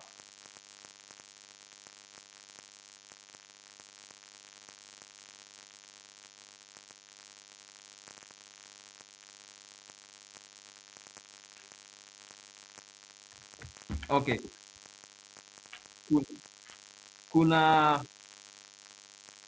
Kuna organic waste, kuna recyclable waste, kuna liquid waste na pia kuna solid waste. Nimekujibu vizuri?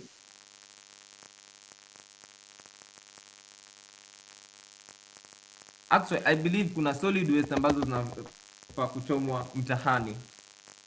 I cannot describe the solid waste ambazo zinapatikana kwa estate zote, lakini tukiwa pale level na the team ambayo ina deal na the waste department, kwa sababu mi personally nimedeal na hii mambo ya kufagia mtahani, na unapata kuna zingine zinabidi zichomwe.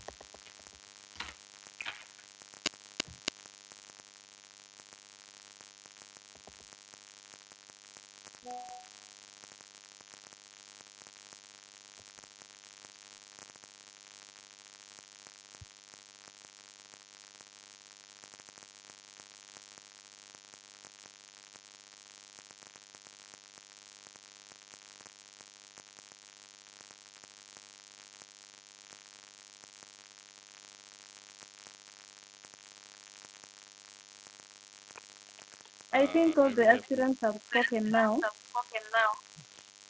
So I'm requesting, right from Honorable. Somi kindly. Somi, I'm back again. I've been so patient. If maybe you can give me a chance to answer your questions that you had asked me earlier, kindly.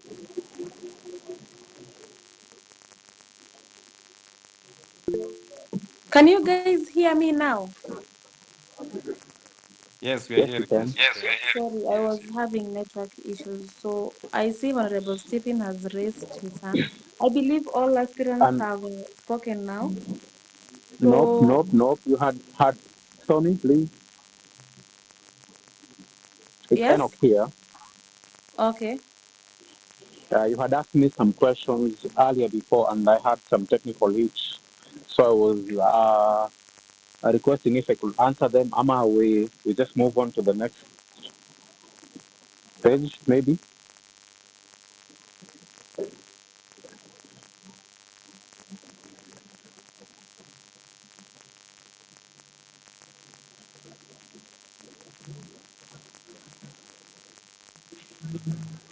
Somi.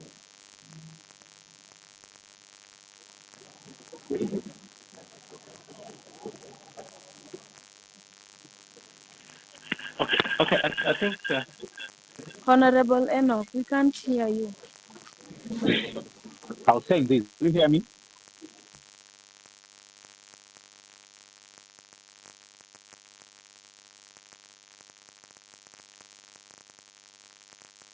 Answer that because I had some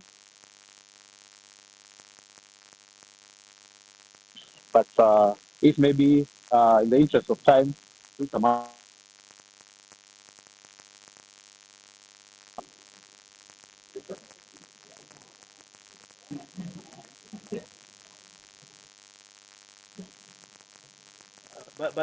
But can you again, hear me? I have a suggestion, kindly, team, because I think this is gonna be very unfair to the guys who dial in time, because most of the guys who do have this question just joined. So I strongly recommend, kindly, if it is 5 minutes, then let's just end this debate. Then we plan for another one next time. Kindly.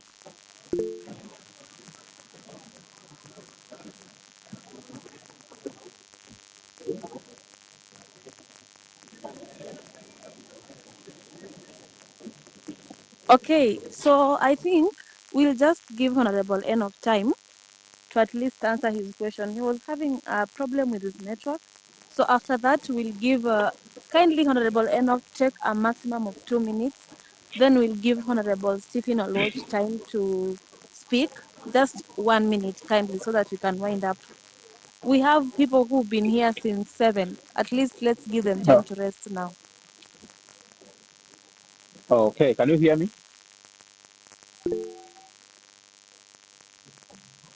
Hello? Don't worry, Honorable Enoch, we can hear you. Just speak kindly. Oh, okay, okay, okay. Thank you, thank you. You asked me about, yes.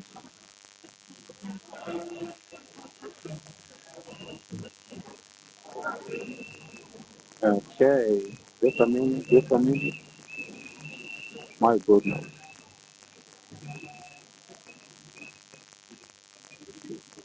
Are we good? Are we good now? Now, you had asked me about the challenges that, yeah. So me asked me 3 questions, and I'll want to answer these, the challenges that me as a resident of Njiru and an aspirant I'm facing currently, and the people are facing.